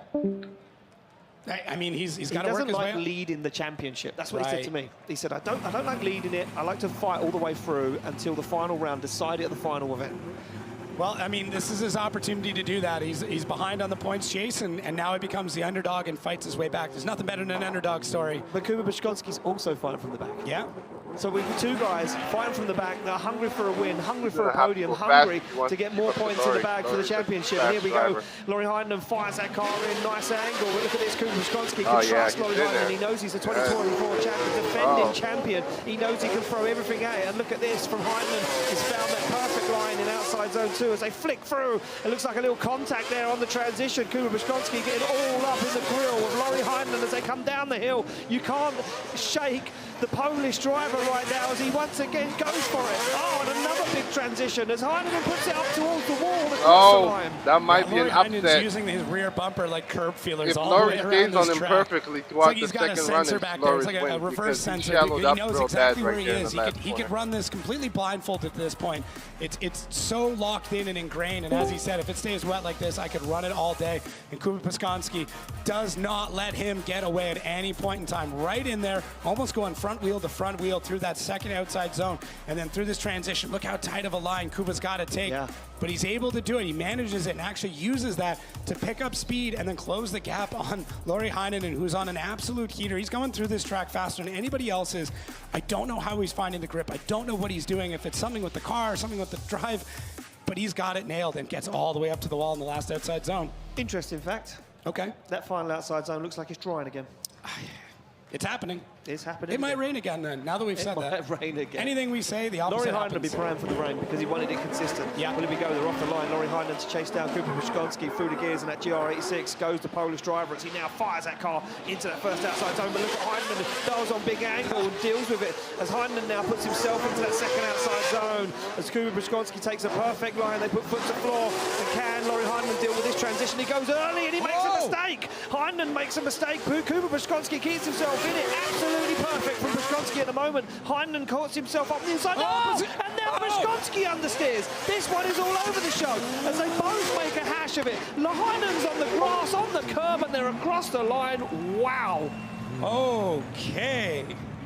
Well then, this gets interesting. This gets very, very interesting. There could be a situation here where both drivers have zeroed out on that run, which I mean is going to then make that first run even more important. But both drivers just getting wild, and this is what happens when you're trying to push. When you come off that previous run, you know how difficult it is. Let's take a look at where the mistakes were. Look, Heinen makes a mistake here, straight for a quiet period of time. Yeah, cuts a lot of the track there. Now, was that because Kuba, though, not on the correct line through that part? Tough to say. There's a lot of cause and effect in drifting. If something happens to the lead car, the chase car's job is to chase them. So did Kuba set up the incorrect line? But I mean, he had a mistake a little bit later on. So kind of becomes, where was the mistake first? And look at that understeer. Catches that understeer, dials on the angle, and that really messes up the line. I want to see how it messes up Heinen. Oh, it does. It almost makes contact. Has to almost come to a stop. And then Heinen's like, I'm nowhere. I can't reinitiate. And if I do, I'm on the grass. Yeah, I mean, Judge is really taking a lot of looks at the mistakes here to understand what's going on. Kuba with an over-rotation, which turns into a bit of an understeer. Really nasty situation there. Because they're really going on. I mean, the Laurie fans right now. But the Laurie fans think that Laurie's won it. They're going to think he's won it no matter what. Yeah, he's won the whole event to them. That's what it's like being a fan. Well, the decision's in. Slide them left for Heinen, right for Kubiszkonski. It's 1 vote for Heinen. It's 2 votes for Laurie Heinen. Laurie Heinen advances through to the final 4, but we have to go to the judges first. David, please explain that one to us.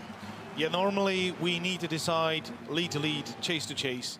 There is only one situation where we can decide lead to chase, and this is exactly what happened here, where in the second run, Laurie incompleted around inner zone 3, and Kuba incompleted at guidelines where he was like unchaseable. So we are having 0-0 situation in the second run, and in the first run, Laurie was able to get more points from that section. Okay, Laurie Heinen won. I almost thought he lost because of that. Thank you very much, David, for clearing that up for us. Yeah, 0-0 on the first run. Becky's down there with Laurie Heinen. Becky, he must be happy. The fans certainly are. Congratulations, Laurie, but that was a sketchy one. Can you tell us what happened? It was a sketchy one. It looked like he's straightened out. Yeah, I think he just went to over angle and was struggling because of that. Like, you are expecting him to pull through there until the 6th clip where there's a diesel, so yeah. Okay, well, we'll see you in the next round. Congratulations, Laurie.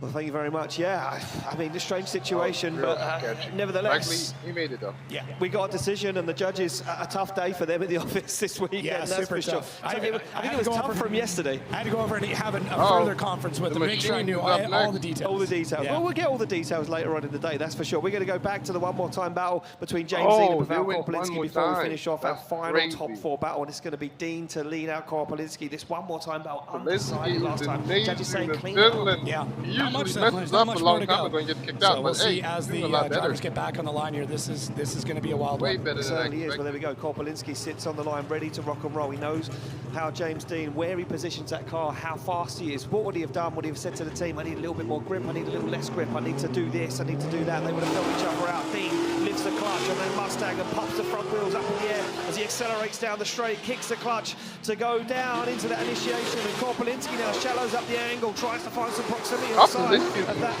Mustang as Dean puts it back up into the wall all the way around. Now James Dean in that car, kicking the clutch as he goes for the transition. That's what happens when you're facing the best. Dean now opens up the front, starts to drive away from Korpolinski, but you can't lose Korpolinski, that's for sure. They both transition at the same time. Korpolinski back at it again as he throws that S4 into the side James just made it. Yeah, Korpolinski just got I think he missed the number last zone. This entire run, and it come to does this, make he it might easy when just win someone this. drives like that in front of you, but Korpolinski makes it look even easier. None of They this gotta show should that be last considered zone. easy. It Let's looks be like James perfectly missed the clear. zone. This is incredible. Some people can't even park their own car. Imagine trying to park it sideways at 60 angles. Okay, I mean, hey, I drove with you, so. But yeah, both drivers just absolutely wild here, putting the car within just millimeters of each other through an entire run, doing 60 kilometers an hour through some of the parts of this track, even in the wet right now. Dude was not letting off the throttle. That's what happens when you're so perfect in your line. Able to figure out where James Dean is going to go, starts to reel him in. Like, okay, James That's a bit the best. of a line I don't got to there, worry about him messing up. I can to then just slingshot back in. and stay James with Dean him. just on an absolute here again. Went wide there, does they touch know that you know how to pedal. keep Nothing angling, wrong be with it, perfect but to it's run. not the best way to get around this track. It's become right very there. difficult as we see maybe smoke, maybe This steam might coming off the go back to end of James Dean Korpolinski. through their final outside zone. Things might be drying up. Certainly might be drying up. Doesn't mess up track. with No it wonder it's all. drying up out there as the pyro lights off the start of the sideline. You can see James Dean mirroring the initiation of Pavel Korpolinski. Korpolinski on the handbrake, it slows him down. That opens the door for Dean. And look at the aggression from James Dean. He wants this one. He's hungry to get himself in to that final four. Doing a little bit of aggressive driving. For an aggressive Oh! kick across the circuit. Yeah, Chucks this the might be Mustang over the Korpolinski. curve. He's super aggressive. He's bent up. He's wound might up. go to Bumper to bumper Korpolinski. transition as he fires down the hill once again. Dean onto the side of that S4 in Korpolinski. But Korpolinski can't be shaken as he goes high on the bank and across the line. It is very rare to see James Dean almost look desperate in a chase, and that's kind of what it looked like here. It seemed a little bit out of form, just really trying to push around the track, find anything he can, and that really comes from Korpolinski just laying down this heater out front. So James Dean does an amazing job at parallel and actually adds more angle and gets right into the pocket here. Korpolinski just on that wall all the way through, and James, you can see that left foot braking as our drivers come by. Look how close they're getting. I mean, shouts out to our media team for putting themselves in some crazy spots to get these beautiful shots for you. And you can tell just how difficult this is. And there's James Dean doing a little bit of off-roading. Maybe taking some notes from Kuba about rally style as it comes through the rest of these corners. But very, very tough here. It's not often that you see James Dean kind of looking like he's falling a bit behind and having to make some dives to get back into the race here. Maybe there was a mistake that I'm missing there from the lead car, but I don't know. It's a really, really tough one as the track conditions ever changing and the competition, as you said, heating up as we get through these battles. Yeah, it certainly is. So waiting for the decision from our judges to drop in. That was a tough one for them to decide on last time. I can see the judges talking amongst themselves once again as both guys out of the car waiting to receive the decision. Who's going to make it through to the final four after the one more time battle? Still one more battle to go, but this one to be decided. Side of left for Dean, right for Korpelinski. It's one vote for Korpelinski. It's Pavel Korpelinski to get the win, and he takes down James Dean. Wow. Wow. This is what I mean. James Dean, you know, I would say inarguably the greatest drifter of all time. He is not perfect. Things happen, but Pavel, shocked. Absolutely shocked, but so well-deserved for laying down that type of run. Yes, certainly is. We're going to get a word from David Klass after this, because we know the battle's warming up down there. We're going to get Pavel Korpelinski off the start line, and we'll have a chat with David Klass after this top 4 battle, top 8 battle, the final top 8 battle. Yeah, look, mistakes creeping in there, but we need to get it clarified. Yeah, no, I get it. It was so close in the first one more time battle. I will take explanations anytime they're given. Sometimes when they're not, I just hunt them down. You just like them? Yeah. All right, this is a battle for the ages here. There is some history between these two drivers. Lots of history, lots of battles head to head, and both of them know how to throw down in the moment. Man, I keep saying finals battles, but this truly is, this is a championship style battle. This takes it to the next level. It certainly is. We've seen these two guys go head-to-head multiple times before. Both guys coming out, I'm sure now, the scoreboard of who's beaten who so many times. We've run out of pen, ink and paper to write them down because these two guys have gone head-to-head. Look at this, Shanahan looking focused as he puts that car into gear. It's going to be Conor Shanahan to chase down Peter Wojciech for a spot. The final spot in the final 4 awaits for one of these guys as they fire in mirror image on initiation.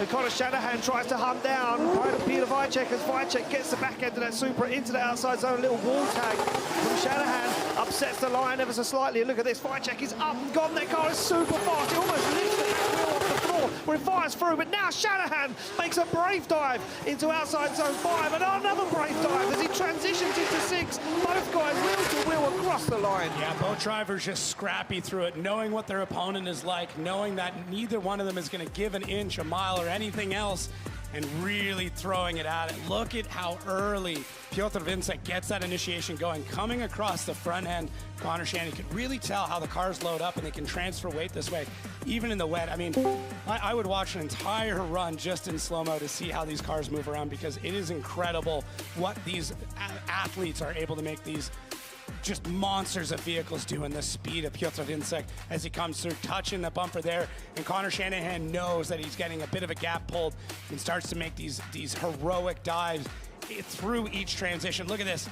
Just even a bit of a delay in it, which is so difficult to do. He has to wait for Piotr to start that change of direction, and is able to time it and still get back into the pocket. Both drivers very scrappy on that run. We'll swap them around, and the Irishman gets the fresh air. GTA 6 off, as he pulls that GTA 6 off the line. Peter Wojciech fires in, he's on the handbrake. Both guys on the handbrake for a long time. Slows that car down, that opens the door for Wojciech, as Wojciech now absolutely buried in the side of that Toyota GTA 6. And Wojciech wants this, he's hungry for it. The Shanahan leads around that first long second outside zone. They fire through the middle of the circuit. Shanahan trying everything he can to try and get away from the Polishman, but there's no shaking Wojciech right now as he fires down. Foot brake locked, and look at Wojciech, he's making dangerous moves. He's pushing that car to his limit, but he wants to be there. He lies on the wheel. Wow, that is absolutely nuts as Tornica Via looks on, and Conor Shanahan, a bit of a shake of the head there, knowing how difficult that battle was. Just full intensity even as the smoke starts to clear here. Conor Shanahan taking a bit more of a midline approach on initiation, but Piotr Vincek does not let him get anywhere. Basically rubs that tire all the way through that zone. Absolutely wild from a Piotr who's on fire through these zones. Just doesn't let Shanahan get away at any moment, doesn't give him any room to breathe, just smothering him in the chase. And Connor's just scrappy, fighting for it, trying to put that car into the zones. You can see how much work he's putting into it as the track conditions change. We're finding a bit more grip in some spots, and each driver using it to their advantage to find it and push that car to the limits of Piotr. That massive dive at the end, that could have been it for him. He did not need to do that, and that just shows how either driver does not want to let anybody get even what, a millimeter, anything ahead of them through this run, as Piotr with an expert level dive to wrap up the zone and kind of pulling a Shanahan-esque move of making sure the end of the run was solid. Look at them. Big smiles there. They know that was just crazy. I like watching the drivers talk to each other after the run, because they're like, oh, I hit the wall, and I just see the judges look back at the end of the run of Connor's lead, and you see him tagging the wall there, and a little spray up in the air, and the judges just take a look at that, and they're still deliberating it now, and they're still going through it. The judges not clear cut on this one. They're taking a big decision about this one. I mean, look, I love watching them talk about it, because they will then get out of the car and say, hey, did you see me make a mistake? Well, and there's so much respect. They admit it straight away. Yeah, and the battle's over, so there's no more secrets, and you can watch it in the replays. The international hand motions of drifting when they get it out to the side, and both of them, very fierce competitors. You know, they take this so incredibly serious. These drivers put their entire lives into their programs. It is all about drifting. It is all about being a champion. But that relief getting out of the car, that adrenaline dumping, like, okay, it's over. I've done everything I can. And now it is up to 3 trained minds up in a tower to decide my fate for the weekend. That feeling is just intense. I can't imagine. Wow. Well, here we go. The decision's in. Slide them left for Wycheck, right for Connor Shanahan. It's going to be a one more time for David Kalas. It's going to be a one more time. Matthias Jedges decides to go for Connor Shanahan. We're going to throw it back to you, David Kalas. A little bit of a split decision, but you want to see him go again. Yeah, everything goes to what is worse, if hitting the wall in outer zone 7 or missing the zone completely. So both are quite significant mistakes. Connor was a little bit more clean in his runs. Piotr was a little bit more aggressive. He had the proximity. So it was not so clean to decide who would need to go first or who is winning. Matthias thought that Piotr's lead was not enough. That missing zones is worse than hitting the wall. So he put it one more time. But me and Vernon thinks that we need more drifting. So one more time.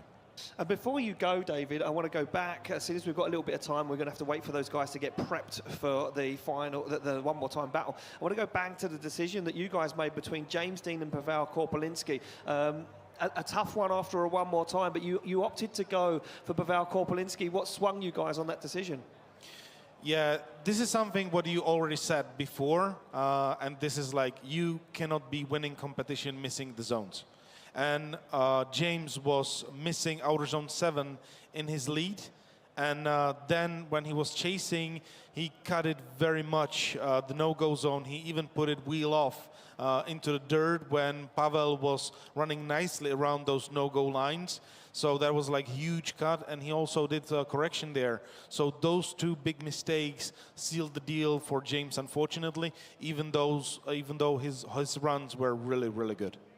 Well, thank you very much there, David, for clearing us up for us. And it's great that we've had this bit of a break, so we could get back to David and chat with her. And we can see Peter Wycheck there pulling back into that area, car prepped and ready to go. And we can see the rest of the contenders there for our final 4 battles coming up in a few moments' time. We need to get this top 8 done first. And I mean, look, it's heating up down there. It's heating up on the grid. I want to find out what's going on. I want to feel how everyone is. Becky's down there. Becky, what's the situation? Pavel Korpolinski, you've just taken down James Dean to get yourself a spot in the top 4. Can you tell me what's going through your mind right now? Oh my God, the battle against James was simply out of this world. It was like the weather, the conditions on track are really difficult. I did my best. I think that my opportunity was to ever beat James. The conditions helped me. That's what I want to say. I'm super happy about it, and yeah, it just means a word to me to beat James. He is the best drifter of this planet, I would say. So yeah, it's a huge thing. It's a huge achievement already. What is it like to follow that Mustang RTR? Because it is a big car. Oh yeah, it definitely is a big car. The S14 seems like a toy car compared to the Mustang, and when I saw James chasing me and being close to my door, the car seems that it's at least twice as big as my Nissan. It's huge. So when you're coming into the top 4, do you have to drop your tire pressures? Are you kind of heating it up now, or is it keeping the same setup to just keep on moving? No, I'm keeping the same setup from top 16 through top 8 and now for top 4. Exactly the same. Well, good luck in your battle, and thank you for your answers. We'll see you soon. Thank you. Thank you very much, Becky, for being down there and getting us all that juicy info. I know. I like the tire pressure question. That's good. Yeah. I mean, hey, if he's driving that well, why change anything? Be careful. I'm going to be out of a job. I mean, me too. She's getting all the technical stuff now too. She could do the whole thing. I would tune into the Becky show for sure. 100%. So here we go. Let's have a look at the battle tree as it sits right now. Obviously, in our final four battle, it's going to be Pavel Kopelinski to take on Torana Kavia. Laurie Heinen will face off against either Piana Wycheck or Connor Shanahan. Whoever wins that one more time battle, judges undecided on that. Want to see him again. Yeah. It was a bit of a split decision. Yeah, I get it. That Pavel Kopelinski and Torana Kavia is interesting because you have such a clean technical driver versus just a wild card. And we'll see how that plays out because, I mean, it's a good battle between the two. And yeah, this one more time, and you know, the victor of whatever one more time. What do you get as a prize? Laurie Heinen. So, yeah, that's not a prize. Yeah, it's tough. I mean, I'll take that prize over going home, that's for sure. But it just shows where our final four is at right now. That these are just absolute monster drivers, and seeing Pavel moving his way up into this as well is so neat. It's so cool to see his progression throughout this weekend, and I mean, really throughout his career. There we go, we can see Connor Shanahan in the car and his mechanic Liam down there talking to him. I don't know what he's saying. Yeah, I'm not sure. I mean, I can read lips, but not Irish lips, so it's a little tougher. So we see the team there just adjusting tyre pressures before Connor goes out for the one more time battle. We can see Peter getting himself prepped. Come on, Peter, this is yours, bro. If James Dean's been knocked out, then this is yours. I think they're just checking to make sure that they're ready to go, all set up, making those final checks. I mean, a lot of drivers like to get reassured that everything is correct. Did you do this thing? Did you check this thing? Come on, and that gives you just so much confidence before you go into the battle is knowing that the car is exactly how you want it to be, whether that's a big change, no change, or a minimal change. It really depends. I mean, some drivers on the grid will change things between each battle or set the car up specifically for a driver. Yes. And then some of them don't change anything and they say, I will be the change. I will change what I need to do. Yeah. So it really just depends, and every driver's so different, and that's what can make this sport so cool is you can kind of nerd out as to every driver and what they do and how they drive. Who's he going up against? Connor? Let's see here, drivers getting ready, fist bump, final tire check there.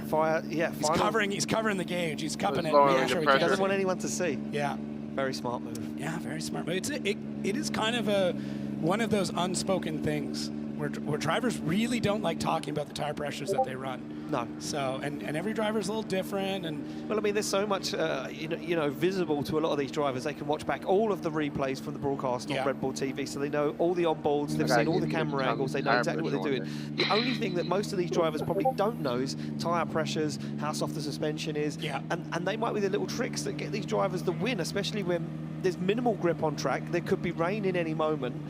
What could give you the edge to win? And you're not going to tell someone else that. And this is such a tight game all the way through that little advantage could be everything. I mean, I've heard some wild stories of cars being set up with some crazy things like, you know, having sway bars with a chain on one side, so the sway bar only works in one direction to get more grip in one corner in particular.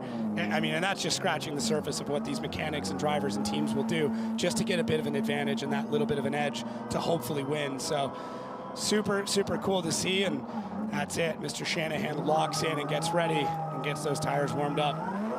Yeah, and here we go. We're going to see them both down there in that tyre warming area. Both cars put to the test right now as they warm the fronts and the rears and scrub them in, get rid of that oily, greasy surface on the rear tyres. It would have had a fresh pair on for this battle. There would be no messing around. Yes, the rain doesn't let the tyres wear as much, but when you're in this situation, you've accounted for so many tyres across the weekend, they would have said, you know what, we'll put a fresh pair on for this battle, because this could be the option of going through to the final four or going home in the top 8. Yeah, some of this is definitely getting the tires warm. A lot of it is removing that release agent. And when they form the tire, there's a bit of oil to get the form to come off. And you got to get rid of that, or it's going to be real difficult to get that car down the lap. So there we go. They've both pulled to the line. It's going to be Wycheck to lead out Shanahan as the wipers pop on once again. I'm not sure if we've got rain down there on the circuit. I'm trying to look across to the few puddles. Yeah, we've seen wipers. Wycheck in the car, focused and dialed out. Start line Marshall Martin down there just doing the final checks, the pre-flight checks, we like to call them. Yeah. Pre-flight check. I like that. Does he show you where the exits are? Shows you where the exits are. Shows you to look for the lights. Or the pyro. Does he serve a snack halfway through? Doesn't offer you any snacks. No. He's not that generous, but he is a very nice guy. Very nice So you guy. let him off anyway. Yeah, great guy. You want to ride with him? So there we go. All checks done. They get the thumbs up all around. It's Vicek to lead out Shanahan for a spot in the final 4 awaits. All other positions filled. Who's going to take it through? As Vicek fires that car from left to right, Shanahan dials himself on the door. He would have known what Vicek was doing in that chase position, and now starts to repay the favour from the one more time. The first battle as they go round the outside zone. Vicek fires through. He looks like he's dialed that car up to 100. He's deep into the back, and then takes the tyre off the rim. Vicek trying to deal with it, but can he hold on? The boot lid's hanging off the car. There's no tyre on one side of the car as he puts it onto the wall and manages to get across the line. Holy, and before they even started, one of the things I noticed is we're starting to see bare patches on track. It is changing quickly, but that tire has exited stage left for Piotr Vincek. That was absolutely wild. Just giving it everything to get through this run. That's what you're going to need to do against Connor Shanahan. You need to push as hard as you possibly can. Second outside zone looks great, and Connor making up for lost time on that. That was you very, can see very the drying on the edges of the track. Yeah. Oh, man. Not so much on the line, but Piotr really gets that car flinging and then adds the angle in, but I think he knew. He knew going into that zone. He's picked up too much speed and tries to get through the rest of this run. Look at the tire pops back on for a moment, but I don't think it stays on for long. Comes through the rest of that run, one tire down. It shows how warrior these drivers are. It doesn't matter what they go through. If the car is still going to drive, they're going to drive it. Oh yeah, the Ackerman. Ackerman. We see that tire completely deep-heated. Yeah, fucking crazy, crazy turn of events here for Piotr Vincek. Down a tire and starting to exit out to the pits. Fucking yeah, well, hate there that we go. Supra, He's out I of used the to car, love that car when and he waves to the crowd debuted it. I was like, Marshall's yeah, down new there, car. wave and I just open the fucking hate barriers that for fucking Vicek. chassis. We need to make this one official of what is going to happen. Obviously, we can't change fucking tyres here at insane. Drift This man Masters. is a There are no beast, 5-minute rules. If you make a fucking car mistake, is you so make a fucking mistake. annoying. Now, start line Marshall just down there, giving the information to Connor Shanahan. And yeah, here we go. The decision's in, and it's going to be I'm happy that Connor Shanahan taking the win and advancing through to my the favorite top driver is 8. still Peter, and it's just fucking upsetting. It sucks to see, but you have to think of some of the psychology in this, that Piotr knew how difficult this was going to be and knew he had to throw everything at it. And the difference between him doing what he did and then having an incredible run was a matter of a split second of timing and a few millimeters off the ball, and that is really the difference. We get spoiled with perfection all the way around the run when drivers are scraping a bumper, but especially in that Supra, there's no room for error in the rear end of the car. I mean, Connor's car is very, very similar in that way. But that is the difference of perfect and a crash. And I think this comes down to, you know, the comments that was made yesterday. You can't go out there and just make up the numbers. You have to go out there and drive 110%. And when you're fighting for a spot in the final 4, you have to go out there and drive at 110%. You have to put that car to the limit. So it looks like Connor Shanahan's going to take a buy run here and put that car around the circuit just to try and feel out the grip levels, you know, and try and feel out what it's like. Whether it's changing constantly. Yeah. It's smoking, but the rear tyres are smoking, but yet the windscreen wipers are on the car. Yeah, it's really weird. It could just be a bit of mist coming through the air to hit the windshield, but either way, there are spots on this track, as we can see here, drying up very quickly. There is a good amount of wind, and we know that this track dries very, very fast with windy conditions. I'm not seeing any more sun poking through. The clouds look as gray as they ever were, but either way, parts of this track are very different than the way they were at the beginning of this event. It certainly is, but there's nothing stopping these guys having fun at the theme park. No. I mean, look, the Finns are built different. It could be a complete storm, and they're still going to go have fun. Yeah, they certainly will do. Here we go. Here's the battle tree. It is decided. It will be Pavel Kobylinski to take on Torane Kavir, and it will be Laurie Heinonen to take on Connor Shanahan. The roller coaster doesn't end. No, it really doesn't. This is absolutely epic. There's so much chaos that's about to ensue, so much perfection we're about to witness, and one of these drivers will be standing on the top of the podium when we wrap things up today at the Power Park. Well, 2 of these guys have already stood top step of the podium. Right. Will we see somebody else stand top step, or will it be somebody that's already been up there in previous years? It's so tough to say. Everybody is just on their game right now, and as we saw earlier with Piotr, everyone is pushing and grasping for any little bit of an advantage that they can get, and It could be mechanical, it could be psychological. Driver, anything they can do just to get that little bit of an edge to beat out their opponent is what they're looking for at this point. Connor, I don't think this is luck at all. I think this is somebody who set such a high precedent and such a high bar for the other driver that Piotr knew that he had to push that hard. And we can see our equipment out here right now, taking another look at that wall, making sure that everything is straight. Because really, that wall being out even a little bit, just an inch, could be the difference between someone dragging bumper and someone dragging it back to the pits. Yeah, exactly that. So we're going to get that wall absolutely perfect to how it was. Qualifying, top 32, top 16 the whole way through. We've made sure that the incredible track staff here in Finland at the Power Park have made sure that the whole show has run smoothly, and that all the walls are in exactly the same place. And we do that because a lot of these guys use those walls as a reference. If it's moved ever so slightly, and it could cause a problem. Yeah, and you don't want a leading edge. You don't want one piece of the wall sticking out a little bit too much. It can catch. And yeah, the track has been incredible. The staff here has been amazing. Everyone in Finland has been so friendly. I've had so many amazing conversations. So I'm so honored to be here and meet all the fans here. It's been incredible. It is incredible. I love coming back here. How do you like Finland? I love Finland. Yeah, so do I. Love Finland. Well, there we go. It looks like that wall is repaired. And I think that is the official Finnish Drift fans. Have you met them yet? I've met a few. There's been a few people in wigs approach me today. So. You stole my voice, it says. Are they talking to you? Pardon? Right, here we go. It is almost time, ladies and gentlemen. The heavy equipment leaves the track, and it is time to get underway with our final four.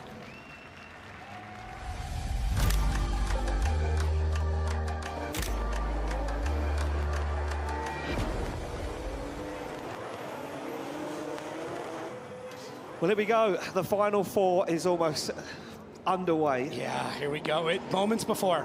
This is it. This is the final crazy. Countdown to the final four. Two drivers who are one driver known for just expert prowess and ability to be a surgeon on line, and another driver known for taking every risk possible to make sure that they are the best of the best. And this is going to lead to just an epic run as Tony Kavia, making sure that tire is well up to temperature before he gets to the line. He's been doing this all day, too. He's really making sure that tire is cooked in. Well, it's been working for him so far as Kavia warms the tyres on the back of that S13. And we see Pavel Korpolinski from Poland warming up all four tyres on this S14 2JZ powered. What way will this swing? Pavel Korpolinski qualified in 8th position, Kavia in 13th now. Will Korpolinski play the game? Will he slot straight into that lead position? Or will that little bit of rain that started to fall change the game again? As Korpolinski pulls into the chase position, it started to rain once again in Finland, and he's asked the question of Kavia, what have you got as a lead driver? Show me the line, show me what you have. This is interesting. Tony Kavia with some very warm tires right now. They're going to be very grippy. Put your shoes on. Is that going to be a bit too much? He might have expected he was going to chase first and wanted that grip to be able to keep up to the side of the ever-perfect Pavel Korpolinski. But now, maybe regretting the decision to have that much grip dialed into the car. We will see. Or is he? Or is he? Or is that going to be the advantage for Tony Kavia? He slots the car into gear, he's laser focused, he stares down the track and he kicks the clutch and he puts that car right where it needs to be. And now Pavel Korpolinski opens up the throttle and starts to drive into the side of that S13 of the Norwegian sledgehammer as Kavia bounces the back of that car perfectly on the wall. But there's no shaking the Polish driver at the moment. It's bumper to bumper transition as they come in to outside zone 4 and the track starts to dry even more, even with a few specks of rain, and Kavia pulls a little bit of a gap on Korpolinski, but Korpolinski makes that dive once again and now pushes onto Kavia's front wheel across the line. Wow. Good move there from Tony Kavia, getting the heat into those tires. It really helped them through this run, and it could have been wreckers or checkers here, even coming into this first outside zone. Lighten off the tires super quick and really early, and the focus from the Norwegian as he comes around. Look at both feet working there. Left foot on the brake, and that's exactly what it looks like when we talk about left foot braking. Holding that car back to keep it in the zone. It is something that drivers make look so easy, but it's incredibly difficult to do, especially as we start to pick up these speeds. And Tony Kavia just so focused. Is it on the throttle, off the throttle, a little bit of left foot braking into the clutch, getting all the way around the zone.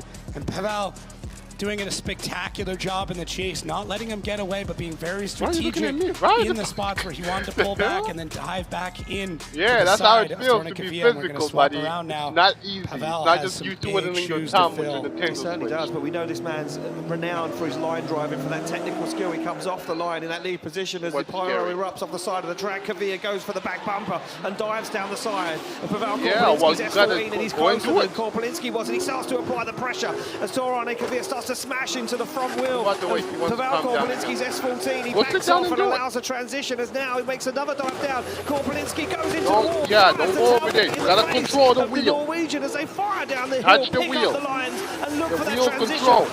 Control of the wheel. Focused on their zone. Sit down and do it. Down. Oh man, that Good. is just absolutely heartbreaking there. That run was incredible from both these drivers. Pavel just on it like he's been all day, surgical through it, and then it starts to come apart a little bit midway through this run. You can tell this is how Tony Kavia likes to chase. He likes to put that aggression, intimidate the driver from behind, just pushing the car, hitting the door, and it can spook some drivers. And I don't know if that's what happened here with Pavel, but has a bit of a misstep getting into the wall pretty hard there. And Tony Kavia just aggressive. You can see him steering into it. There it is. And there's that contact right at the line. Pavel, I don't know if the car shut down or he just gripped up, lighting the tires up, and the tires just stopped spinning. Stopped spinning, yeah. I think he lost. Something happened. The car broke down maybe, and there was nowhere for Kavir to go. Look, Kavir's already on the surge, ready to get to that boom straight into the face of Kavir. Tough go from both drivers, but this is once again quintessential Tony Kavia, just aggressive through the entire run and just trying to intimidate that lead driver. The judges have a lot to look at here, but Pavel with a solid run and a few minor mistakes. Well, there we go. Decisions inside and left for Kavir, right for Korpelinski. It's one vote for Kavir. It's going to be Torane Kavir into the final. Oliver Randall won Spain. Kavir wins and he waves to the crowd, and you can see what it means to him as he holds his head, and all of the pressure, all of the heartache means everything right now for Kavir to be back into a final at Drift Masters. It's not the end for Pavel Korpelinski, though. He will head to the 3rd and 4th place playoff, and we go live down into the paddock of the Shanahans as they prep that car, pump up the tyres. You're trying to look at the tyre pressures. I mean, it's a 0. That's not the pressure you want. But if you keep leaning, listen, these drivers put so much on the line, and you can see the emotion from Tony Kavia on try, that run, just trying to keep it together. This means everything to these drivers. Tor's family had to drive this car all the way back to Norway from Spain for this event. I mean, so many hours just to get the car back, to get it suited for this, and then drive back out. This means the world to them. This is everything. They put their heart, their soul, their finances, their time. They miss birthdays and anniversaries, everything, just to come here and prove themselves the best in the world. And that's what it means to these drivers. It certainly does. And look, if you thought the high energy, the higher risk, the high reward, and you thought that everything was going to maybe slow down for a second, well, forget it. Because it's time to up the ante once again. It's going to be the two guys that the only two podium finishers ever here in Finland. In 2023, Connor Shanahan stood on the top step of the podium. In 2024, Laurie Heinlein stepped onto the top step of the podium. And right now, in the Final Four, they face off for a spot in the final. Who is it going to be? Will it be the Finishman, who has every single Finnish driver, not only watching, but here in attendance, pushing him, supporting him? Or the Irishman, who has everyone on the sidelines and everyone back in Ireland screaming his name. Connor Shanahan pulls up into that chase position. Heinonen decides to lead. The higher qualifier says, I've got this. I know the ropes. I know what I need to do. Shanahan puts his thumbs up to our start line marshal, Marcin. Oh, 1, 2, 3, e-brake. That's interesting. Okay. That is almost the international symbol for e-brake. I wonder what's going on there with Shanahan. We're seeing a little bit of upset maybe. Look at this. Laurie Heinonen waves to the crowd, pushes the gloves deeper on the fingers, gets them ready to go. There's that little nervous look into the eye of Connor Shanahan as he adjusts his gloves. He looks a little nervous in the car, wiggling around, sorting himself out. Well, there's no time to work it out right now. You're on the line. It's time to go. They slot the cars into gear. Through the gears they go. Heinonen flicks it from left to right. Just do a little bit of this and adjust. opens up the throttle, but look at Shanahan, he's on the door and now starts to pull away as Laurie Heinemann finds a little bit of grip, some pace that's left on the circuit. The wipers are on, the rain starts to fall in Finland once again as they go bumper to bumper on the transition. There's no shaking on Shanahan. He wants a taste of that champagne as he pushes almost Laurie Heinemann through that hill section as they come back up the hill once again into the second to last outside zone. Heinemann goes wide, fixes the back end, and Shanahan is on the door. Wow, just scrappy and brutal from both of these drivers who are trying to figure out the best way to navigate this, get through these lines, and then Laurie with this big initiation gets all the way through one, gets it deep into two, and Connor Shanahan's right there all the way through. This is our import taking a look to make sure, maybe see if that e-brake's working. It looks like it. He is using everything he can just to make sure he is glued to the side of that, of the I don't know what the finals. Holy shit, I forgot about this guy. Rocketing through this track and firing through each zone.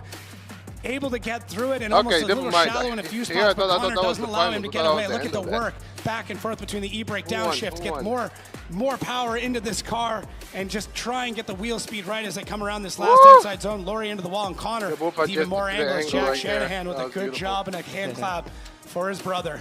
Yeah, a good job indeed from both of these guys. And Laurie Heinemann, you always think, is that it? Is that all the car's got? Is that all the pace it's got? Is that all the grip? And then all of a sudden he comes out and he can put even more, 10% further down. Look at this from Shanahan. He's absolutely amped. He sits in that lead position. Look at Jack across from him. He's looking over. He's talking to his brother, who's not even anywhere near him. He's saying to him, you can do this. You've got this. You can take him down. But can he take down Laurie Heinemann? The 2024 champion takes on the 2023 champion right now for a spot in the final as Shanahan fires it into that first outside zone, dials the car in on the handbrake, but he opens the door for Heinemann. They go bumper to bumper onto the wall as Heinemann can trust Shanahan. He leans on him, he waits for the transition as Shanahan flicks it. Heinemann goes for the back bumper once again. They both go mirror image, mirror the angle, the good proximity. They transition together down the hill. Shanahan fires it in. Can he get this job done as he puts it through that second to last outside zone? Now Heinemann squeezes the ball, looks for the rear wheel as they touch the wall across the line. Wow, both drivers I feel like Connor was so a little bit more aggressive, proud of the effort they're putting in here today. But then again, every run is going deeper into the zones. The transitions are quicker. The tandems are even closer. Connor Shanahan off the line, whips that car around through the second outside zone, absolutely planting it. You see the brake lights flashing, just trying to hold back the horsepower to make sure that they can get it through the zone. And Laurie Heinemann right there through the whole thing, pushing the pace, pushing Connor Shanahan to just go faster and deeper into every single zone. And right there, that dive from Laurie. Man, these drivers just absolutely wicked, and we are hearing Connor Shanahan struggling with the e-brake, having to pump it every single time to gain that pressure, but really getting through in a little bit of a wall tap there at the very end of the run. Connor Shanahan shuts it down across the line, and he just having to navigate even through this last zone is so difficult to put the exclamation point on the end of the run. It certainly is, and Laurie Heinemann, I think that Heinemann held back a little bit there because he thought that Shanahan was going to go maybe too far into the wall. You could see him just hang back ever so slightly. Both guys out of the car. Look at this, helmet's on. That's some nervous tension. That is a lot of nervous tension right there. We wait for the decision to drop in from our judges. Who's going to take it through to the final to face off against Kavira? Who will be in the third and fourth place playoff against Pavel Korpolinski? Slide them left for Shanahan, right for Heinemann. It's one vote for Shanahan. It's Connor Shanahan. He gets the win, advances through to the final. Laurie Heinemann will go into the third and fourth place playoff against Pavel Korpolinski. And there we go. We see what it means to Shanahan. David Kalas, that was absolutely textbook from both those guys. How did you even split it? Yeah, we really liked that battle. It was really good driving from both.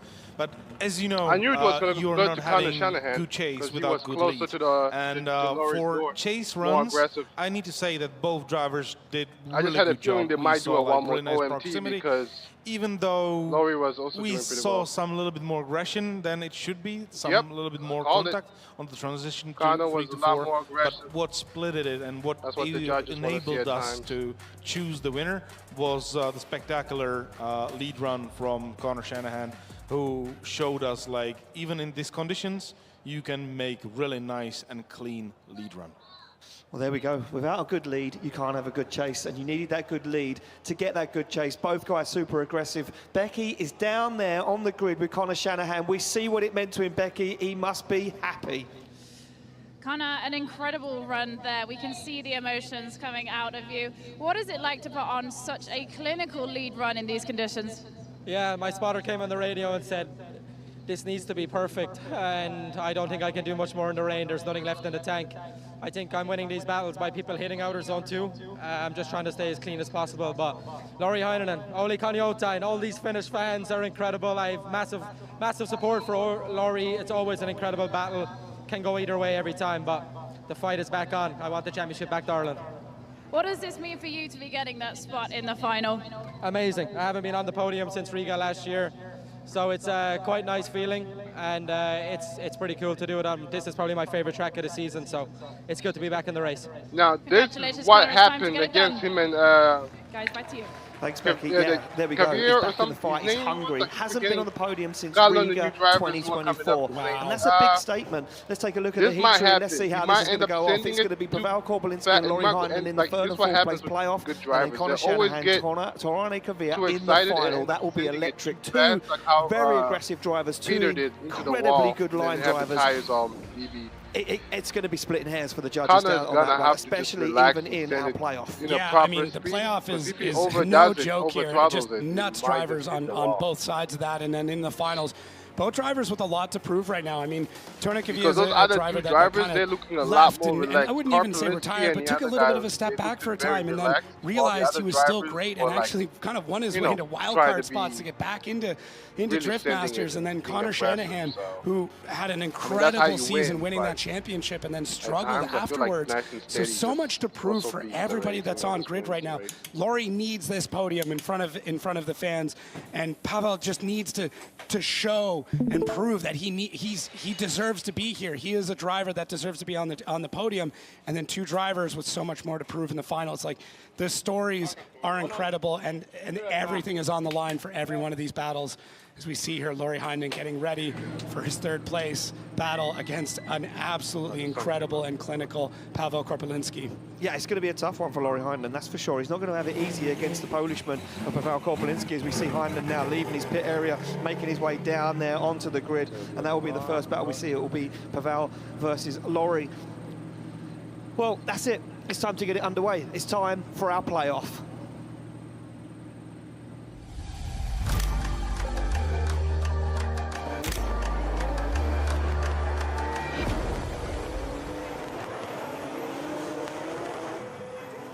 Well, there we go. We've whittled it right down now. We started off with 46 drivers. It started to rain again, and now we're down to just 4 and just 3 steps on the podium. Who will take the third step on the podium? Will it be Pavel Korpolinski? Will it be Lauri Heinonen? He was on the podium in 2024, and he'll want to get back on there in front of his home fans. He'll want to do it for the Finnish drivers, and he's a man that he said loves to fight from the back. Yeah, he's now in that spot. I mean, listen, not many people remember who takes fourth. No. People remember who takes third. And after losing that battle, you get that drive and that passion of it's not going to happen again. Not this weekend, not now, not here, not in front of my fans. So for Lauri Heinonen, there is so much pressure right now to be able to stand on that podium in front of everybody here in Finland. And I cannot imagine them for Pavel just cementing himself in the history books and taking down last year's champion. That is massive, absolutely massive. And the thing for Pavel Korpolinski, he's always been the bridesmaid, never the bride. Right. He's always been pipped to the post every time at the last minute. He's always been in that championship fight. He's always been in that top 10, but never has he been there. Never has he really been in the cusp of it. Never has he been in the conversation when we get to the payday there for those finals. Has he been there and said, I'm fighting at this event for the championship? Could this be the year that Pavel Korpolinski gets himself into a position where, as we move through the year, he starts to really strengthen himself? He's gelling with his car. He said all he done in the off-season was added a few more horsepower and took away a few kilograms. Yeah. It's made all the difference, though. But, I mean, when you're sitting on 5th place last year, you really want to push things. And then, being in a championship hunt and being back in Poland. You can ride it inside? That, to me, is insane. That is the ultimate dream for so many of these drivers. I mean, look, he would love to win it in Poland, in the final, in front of his home crowd. That's what Pavel Korpolinski would love to do. And this could be the year that he could shine. He warms up the tyres on the back of that S14A, that 2JZ, singing as he gets plenty of heat in him. What way will he pull? Well, he pulls over to the chase position. Wait, he's done for the wait. When Glody comes back down, y'all come back down. down and go try to practice that again. lead off the start, especially with a bit more rain coming down. Let me close this one so out. A lot of bugs are coming up, in. and now the rain starts to fall a little bit heavier as Pavel Korpelinski asks when they come back down, you're going to go out again, okay? What have you got in that lead position? He knows he can trust him. He knows he's a good lead driver, but now Korpelinski wants to apply the pressure straight off the bat. They get the thumbs up all around from our start line Marshall Martin as he checks out the cars. The door slams shut for Laurie Heinonen. This is for the third step on the podium. These guys want it. They're hungry for it. The Finnish fans are hungry for it. The flags are waving. Everybody are on their feet as they leave the line. This is going to be one for the history books for Laurie Heinonen as he flicks that car across the circuit, goes for that first outside zone, puts a bumper to the wall, and now Korpelinski sees an opening, starts to apply the pressure, starts to put himself where it needs to be. That car Heinonen takes a very nice line through the centre of the circuit. Full track like once again as he goes deep into outside zone 4, puts the back end towards the wall. Korpelinski can't be shaken though. The Polishman is hungry for that taste of champagne as they come down the hill. He flicks it through as Korpelinski sees the opening and goes for the side, and the rear wheel of Laurie Heinenen's S13. Yeah, this rain has played exactly into the hand of Laurie Heinonen. He said if the conditions stay this way, I can drive it all day. So for him, this couldn't be better. The track is very even now. We're not finding any more of those grippy spots. And Laurie Heinonen knows how to drive in these conditions, but Pavel Korpelinski has had so much practice through here and has so much riding on it to be able to move up through the ranks and stand on that podium. He is driving so well and very calculated, not overcommitting at any point in time. Could he be a little bit closer? For sure, but this is so strategic. He's knowing where he needs to dive. He understands everywhere that Laurie's going to go, and he's in the judges' heads right now going, I'm going to put down this solid chase run, and I'm going to let Laurie make a mistake behind me when we swap this out. I'm going to be so perfect. I'm going to frustrate him and see if he does something crazy behind me, and I'll know that I had a fantastic chase run before him. There we go, to get the green light ready to go. This could be the final run of the third and fourth place playoff. They come through the gears. Pavel Korpelinski flicks that car across the track as the rain starts to fall heavier in Finland. They touch on initiation and on the way into that second outside zone, and Heinenen's closer than Korpelinski as he starts to apply more pressure than before. Look at this, he's squeezing Korpelinski, but now he gives him the room to manoeuvre as he transitions through. Korpelinski takes that momentum and fires the car towards the wall. It's not as deep as Heinenen as they fire down the hill. Korpelinski looks for the outside zone, and Heinonen goes for one more push, one more dive up the inside as Korpelinski takes it to the wall. Heinonen on the rear wheel. Wow, I mean, Pavel out front, as solid as ever. That lead run, the line was amazing. The angle was great, and as much style as you can get out here in the rain. But Laurie Heinonen not taking any chances, knowing, you know, his spotter's telling him, hey, Pavel's chase run was good, but you can be great. This is your opportunity in front of everybody here in Finland. And he took it, he seized it, he got right into the side of him, threw it, and just waited and bided his time, knowing that every zone I can get in a little bit closer, I can reel him in a little bit tighter, and every transition, Laurie Heinonen does that. Takes the time, has the patience, dials himself back, refuses to make the mistake that put him into this battle, and knows this is his last shot to stand on the box in front of all of his friends, family, and fans here at Power Park. Wow. Beautiful shots there from our wall cameras. You see right down, you can see exactly where the cars are putting the rear bumpers onto the wall. They're both out the car. Look at this. Korpelinski says, wow, that was good fun. Yeah, great fun from these drivers who, the tension is here. That last step is waiting as our judges have the call. Yeah, here we go. Slide them left for Heinonen, right for Korpelinski. Who's going to take third place here? It's going to be Laurie Heinonen. Laurie Heinonen takes third step on the podium here at round 3 in Finland, and look what it means to him. He finally gets himself back on the podium after last year and starts to ask the question to every other driver, can you still hang with me? Korpelinski bows out, but what an incredible drive from Pavel Korpelinski. Yeah, well deserved, and he is going into the history books. He is moving up the ranks in the points, and he refuses to be a bridesmaid any longer and is still hunting on that championship. But Laurie Heinonen gets the shining spot here, taking third place. And this is it. Here we go. This is it. We've talked about this all day. Who will take top step on the podium? It's time to find out. It's time for the final.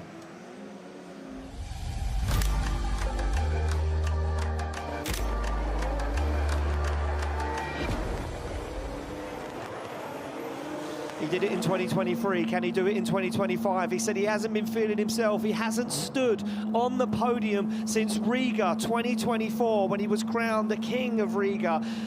What can he do right now? Conor Shanahan is back in the zone, he's back in the moment, but standing alongside him, standing in his way, is the Norwegian sledgehammer who's ready to take a throw at that car, to hammer him back down into position. Will Kvyat throw a stone into the works? Will he throw a spanner into the works? What will he throw into the works? Because Kvyat is also equally as hungry for a top step on the podium here at Drift Masters. He slams that car into gear. Kvyat laser focused as he looks at Shanahan leaving the line. They come through the gears of full wet circuit as they go bumper to bumper, and almost a mistake, almost contact from Kvyat on initiation as Kvyat goes for the side of the GT86 of Conor Shanahan, but Shanahan looks flawless in that second outside zone. He works his way around, he collects the inner, but Shanahan can't shake Kvyat right now as Shanahan goes nice and deep into outside zone 4, but it's only opening the door more for Torane Kvyat. The Norwegian can't be lost, he can't be shaken as he goes for it. Nice transition from Shanahan as he positions himself perfect, but once again the Norwegian's all over him. Yeah, Torane Kvyat knew what he had to do here, and he dialed himself back. Someone who was known for incidents and contact and controversy, and all of his battles went, if I'm going to win this, I have to drive smart, and I have to go against somebody who's going to lay down an absolutely epic run, and that was Conor Shanahan. Torane Kvyat dialed it back just enough to not do anything crazy and not knock himself out here, and Conor Shanahan gave him such a heck of a run out in the lead, just completely calm, cool, calculated. Look at that laser focus. That stare could peel wallpaper as Conor Shanahan staring at the finish line through every transition and every corner, and Torane Kvyat staring at the side of that GT86, hoping that there is a top step on the other side of it, and we swap him around, and can Torane Kvyat outdrive Conor Shanahan in the lead? We're about to find out. They get the thumbs up all round. We wait for that green light, and look at this, Shanahan already creeping off the line. He knows he wants it, he's hungry for it as he slams through the gears in that Toyota GT86. He goes to the back bumper of Kvyat already as Kvyat takes a shallower line through that first outside zone. Now he's into the wall. Now he's hungry for it. But look at this from Shanahan. He's clinical. He's even deeper into the wall than he was before as he opens the door and allows Kvyat for the transition. He's going to make a dive through the centre of the circuit, and he does as Kvyat goes deep into 4. He opens the door for Shanahan to take a step in, and there's no shaking. Conor Shanahan is right with him. This is mirror for mirror. This is man on man right now as machine is working perfectly. Kvyat goes too hard and almost stops it, and Shanahan makes contact. Yeah, Shanahan wanted this battle to end heads up, so decided, you know what, Torane Kvyat, you don't have the momentum. I'm going to push you through the rest of this run. I'm going to make sure that this goes to the judges' decision, and what an epic run from both of them. Torane Kvyat, so great out in the lead, and look at Conor, just so intense, slapping the helmet, getting ready, getting into the zone. Torane Kvyat throws big into the second outside zone, just dragging what is left of the rear end of that car, and Conor Shanahan completely dialed, having his hand on the handbrake, ready to make any correction needed, and just pushing the pace, pushing that pink S chassis all the way around this track. Conor, the Shadow Shanahan, because he is right there behind you through every turn. There is nothing you can do to shake this man. All the confidence in the world, and just so clinical as he comes through these transitions. Nobody transitions like a Shanahan does, and look at this. Decides to push Torane Kvyat through the rest of this run. It is absolutely epic. It is mind-boggling what we witnessed here today at Power Park in Finland. Oh, what a treat. What a treat, Ian. Absolutely unbelievable. And look at this as the Shanahan team jump up and down and clap their hands. Wow. Yeah, wow indeed. An absolutely incredible weekend here. And one for the history books, to say the absolute least. Well, we need to make this one official. Both guys out of the car, the helmets slip off. They've pulled in front of the grandstand as Kvyat says, did I damage my car anywhere at any point in that run? And we need to make it official. We wait for the judge's decision to drop in. Who is going to take it? Looks like Kvyat may be having issues with that car. And look at this. Kvyat's boost hose popped off on the run, not running as much power. And that could have been what happened at the end of the run. Look at the smile on Shanahan's face as he says, what happened? And you yeah, there you go. And that's what happened. Kvyat lost power, and he couldn't make it up the hill and across the line, and Shanahan gave him a little push, a little nudge. We wait for that score to drop in from the judges. And here we go, let's make it official. Who is the winner of round 3 here in Finland? Left for Shanahan, right for Kavir, and it's going to be Connor Shanahan! Connor Shanahan wins round 3 of Drift Masters here in Finland, and Torani Kavir takes 2nd spot on the podium. Laurie Heinonen rounds it out in 3rd place on the podium. Jacob's going to head off to the podium and do some announcing down there, and we're going to round out the show here. What an incredible day in Finland, and look at what it means to the Shanahan team and to Connor Shanahan himself. So much. Yeah, I just want to take a minute and say this has been absolutely incredible. These drivers are insane, and this is one of the most exciting events I've ever witnessed. You cannot tell me that drifting in the rain isn't incredible. These motorsports athletes have put on an amazing show, and well-deserved from Connor Shanahan. Certainly well-deserved with Connor Shanahan. There we go. We're going to go down with Connor Shanahan. He's with Becky. Becky, he's done it. He's got himself back on the podium. Absolutely, Ian. Connor, congratulations. You managed to put it on the top spot. You are the winner of round 3. Can you tell us what this means to you, your family, your fans, your friends? Yeah, it means a lot. As I said earlier in the day, I've just kind of tried to fall into the momentum. You know, every day you get up, you ask yourself, are you still good enough to be at the top of this game? And it's a hard game when the days are bad, but damn, it's a good day when the days are good.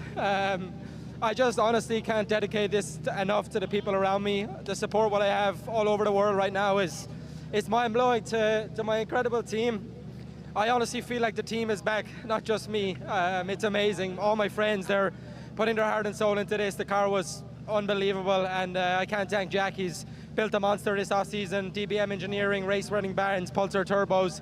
It's a winning package, and I'm glad that we got to show it here. To all my family, my mom and dad, never stopped supporting, you know, everybody around me. I can't thank them all enough. To my girl Amanda, who's watching in America, I'm sure she's happy and sad that she's not here, but thank you all so much. From the bottom of my heart, I'm back where I belong. 2023, I won this event, and went on to win the championship, and the plan is no different now. Talk about the highs and the lows. I mean, the highs can be so high like right now, but the lows as well. You have to manage it all. Yeah, it's, as I said, those days where it goes bad are so hard, and I think any driver at the top of the sport knows what that feels like. And you know, I put in a lot of work as a driver, but I also put in a lot of work with everybody around me, and I'm honestly so lucky to have the people what I have. You know, every day I tell myself that, and I know that it'll come good again, and today we proved it, and it's really is a nice feeling when you're at the top of this game. Congratulations, Connor.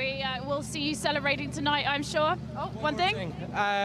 All the Finnish fans, as I said, this is my favorite race. Thank you all for supporting. I wish that, you know, of course, the Finnish driver is on the podium. I obviously wish it was nice, but thank you all so much. And Oli Kanyota, and I was happy that you guys got a championship last year. Thank you for an amazing place. Thank you for an amazing race, and we'll be back for sure. Well, there you have it. Congratulations, Connor.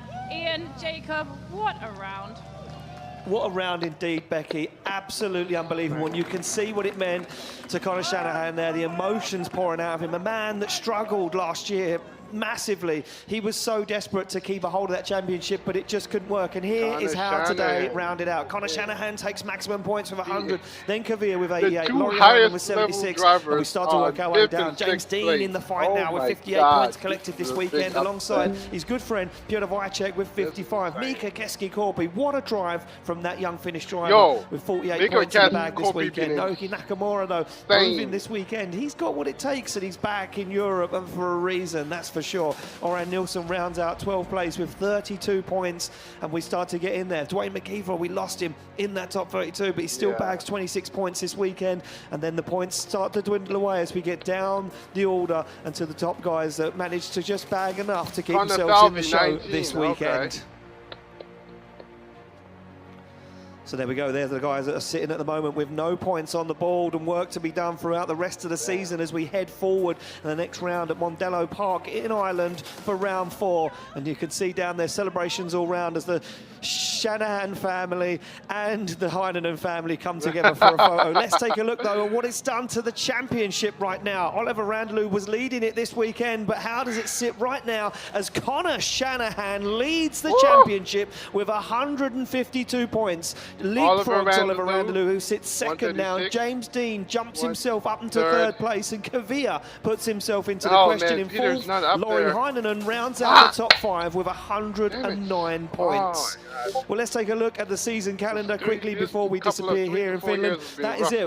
Conor Shanahan wins round 3 of Drift Masters 2025. Round 4, we're heading to Ireland. Let's take a look at what Ireland has to show us when we go there in a few weeks' time. Be feeling when LeBron James doesn't make it to the final. final. Mondello Park synonymous for Irish drifting. It's created some incredible Irish drivers as we've seen this weekend. It always throws up some thrills and spills. This high-speed blind initiation always puts drivers to the edge of the circuit and sometimes over. It's door-on-door the whole way round with 2 immovable concrete walls and a technical circuit that pushes the drivers to the absolute limit. Will we see an Irish driver on the top step of the podium, or will that Irish streak continue to be broken in Ireland?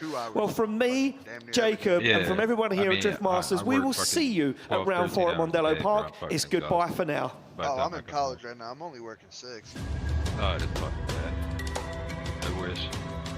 Well, I'm in college to get a good paying job, so I don't have to work 12, 13-hour days. Yep. Hell yeah. That is where you're wrong, my good sir. Where do you major? I mean, IT.